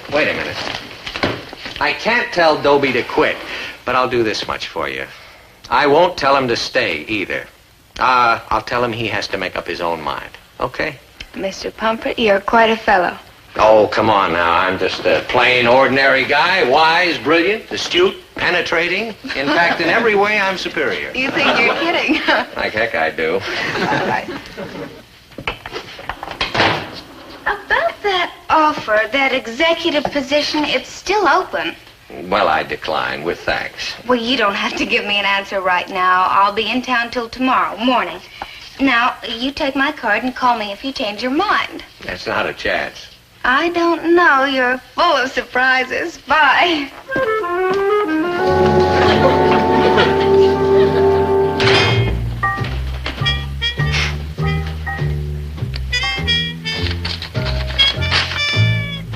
Dear Mr. Pomfret, no doubt it's an oversight that we've not yet received payment on our bill of 3 months past. We beg to remind you that legal action is contemplated.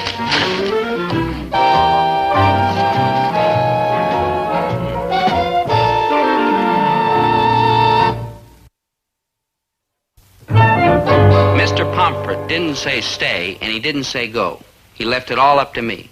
So I've decided to quit school and become a salesman. Yeah, me. Pretty weird, you say? Well, if you ask me, I'd say the same thing. But nobody asked me. They told me. Thalia told me. My mother told me. But most of all, my father told me. No, Dobie. That is not the way Thalia told you to do it. Now, let's try it again, huh? And this time put a little more pizzazz into it. Now, remember, you're going to ring the doorbell, and a young housewife is going to come and answer the door. Now, you ready? Yeah. All right, let's go. Bring! Yes? Good morning, ma'am. I represent the pylon... When you say that, smile, boy. Smile while you're saying it. I represent the pylon sales... Put your foot in the door like I showed See, you. Dad, I don't want to force my way in where I'm not welcome. You're welcome. You represent a big, important company. Now, Why, go ahead. certainly. Remember, you are a salesman, not some sloppy kook who just wandered in off the street. You rang? No, nobody rang, Maynard. Hey, good buddy, you want to come downtown and watch him knock down the old Endicott building? No, he can't now. I mean, you're leaving town tomorrow. It's the last time you see that old ball go... No, we're busy. Maynard, Cut that out, will you? Dobie ain't got time for that kid stuff anymore. He's got a whole new life opening out in front of him. He's going to be hard-hitting and aggressive and resourceful and successful and miserable. Here, I finally managed to get your suitcase shut, but I couldn't find room for these books. What book? From my English course, Dad. Just some poetry. Poetry? Do you want the rest of those guys to think you're some kind of a nut or something? Dad, look, Dad. Never mind, darling. I'll send them on to you afterwards, after you've made a good beginning. Oh, thanks, Mom. Think of it, my little Dobie starting his career. He's going to be a salesman. Yeah, with a corner office someday. Air conditioned. And a private secretary. And a sign with gold letters on the door. And it says, gentlemen.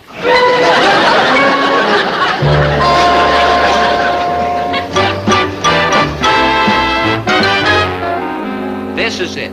This is the last time in my life I'll be standing here. The moving finger, whatever that is, hasn't written yet. You can still change your mind and No, still the keep die is digging truth and cast. beauty. I mean, I don't dig it so good myself, but it's kind of nice to have around. Here, look, Maynard. And, Dobe, how about all them professors that teach us about truth and beauty? I mean, they're really nice guys, you know. They have to be nice to put it with me, true? True. No offense, but true. Yeah, and how about Mr. Pomfret? I mean, maybe he grumbles and he grouches, but, I mean, you see that light up there? That's his office. I mean, he's still up there working at this hour. Yeah. Maybe I ought to say goodbye to him.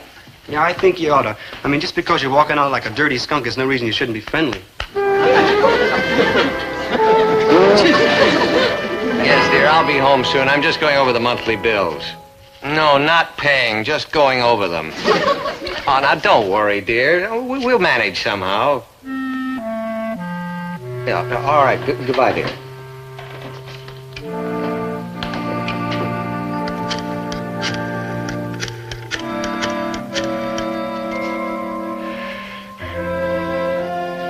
Is Miss Thalia, manager, there? Oh, well, when do you expect her in? Well, would you ask her to call Professor Pomfret at the college, please? Yeah, thank you, and I'll wait for her call.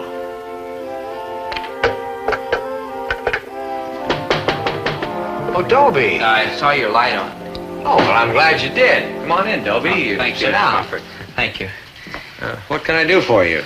Mr. Pomfret, I'm here to say goodbye. I'm quitting school to take a job. Oh? I'm going to be a salesman with the Pylon Sales Company. Well, that's very interesting. Honest, I'd like to stay in college learning about truth and beauty and like that, but I've got to think about my future. Of course you do, Dobie. Mr. Pomfret, you don't really mean that. Oh, yes, I do. Heaven knows I value the liberal arts, and I'd like you to finish school, but, well, we all have to be practical. You're not just saying that to make me feel better. No, not at all. There's nothing wrong with a business career, and from what I hear, Pylon is a real live wire outfit. Mr. Pomfret, you're a wonderful man. I wish I could be like you. Oh, come now, Dobie. No, I mean it, sir. You're a dedicated person, a scholar with integrity. Dobie. Sure, you struggle to make ends meet, but that's not important to you. What's important is truth and beauty and getting young people to appreciate it. Well, Dobie, I'm I'll not always really remember as... you, Mr. Pomfret. No matter how rich and successful I get to be, I'll always remember what I missed by leaving college. Dobie, what will you miss? Oh, lots of things. The lectures in class and the bull sessions afterwards in the cafeteria. Yeah, and the football games and the pep rallies and the pretty girls at the proms. And the homework even. And the goosebumps I get sometimes from listening to a poem or a symphony. And I'll miss sitting on the mall just feeling glad to be part of all this.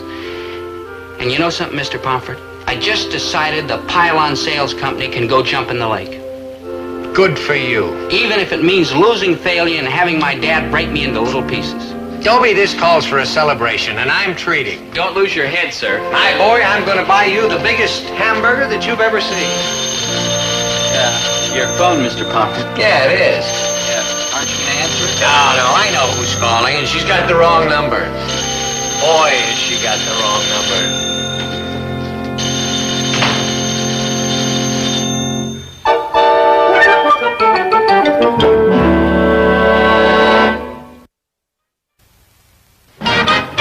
Cheer up, good buddy.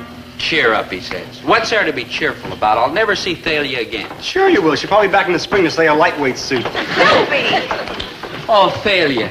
Thalia, I'm so glad to see you, even if it's only for a minute. Dobie. Try not to think too badly of me, Thalia. I only did what I had to Dobie. do. And I want you to know that even though you may be in Cleveland and I may be here, we will always be together, you and I, right here in my heart. Dobie, I'm not going. I'm staying right here. I've enrolled in S. Peter Pryor Junior College. Thalia, is it true? It's true. Yeah, but what about your father, his Kidney condition? Yeah. Well, that's all cleared up. Oh, that's wonderful. Actually, he never did have a kidney condition. All these years he's been going around with his pants buttoned to his vest. Then you and I are going to be together, both members of the freshman class. Uh-huh. So what do you got in the suitcase? Freshman beanies at $1.98 a piece. Thalia, I'm so glad to see you. I'll take one. Have you got change for a $5? Oh, you know me better than that.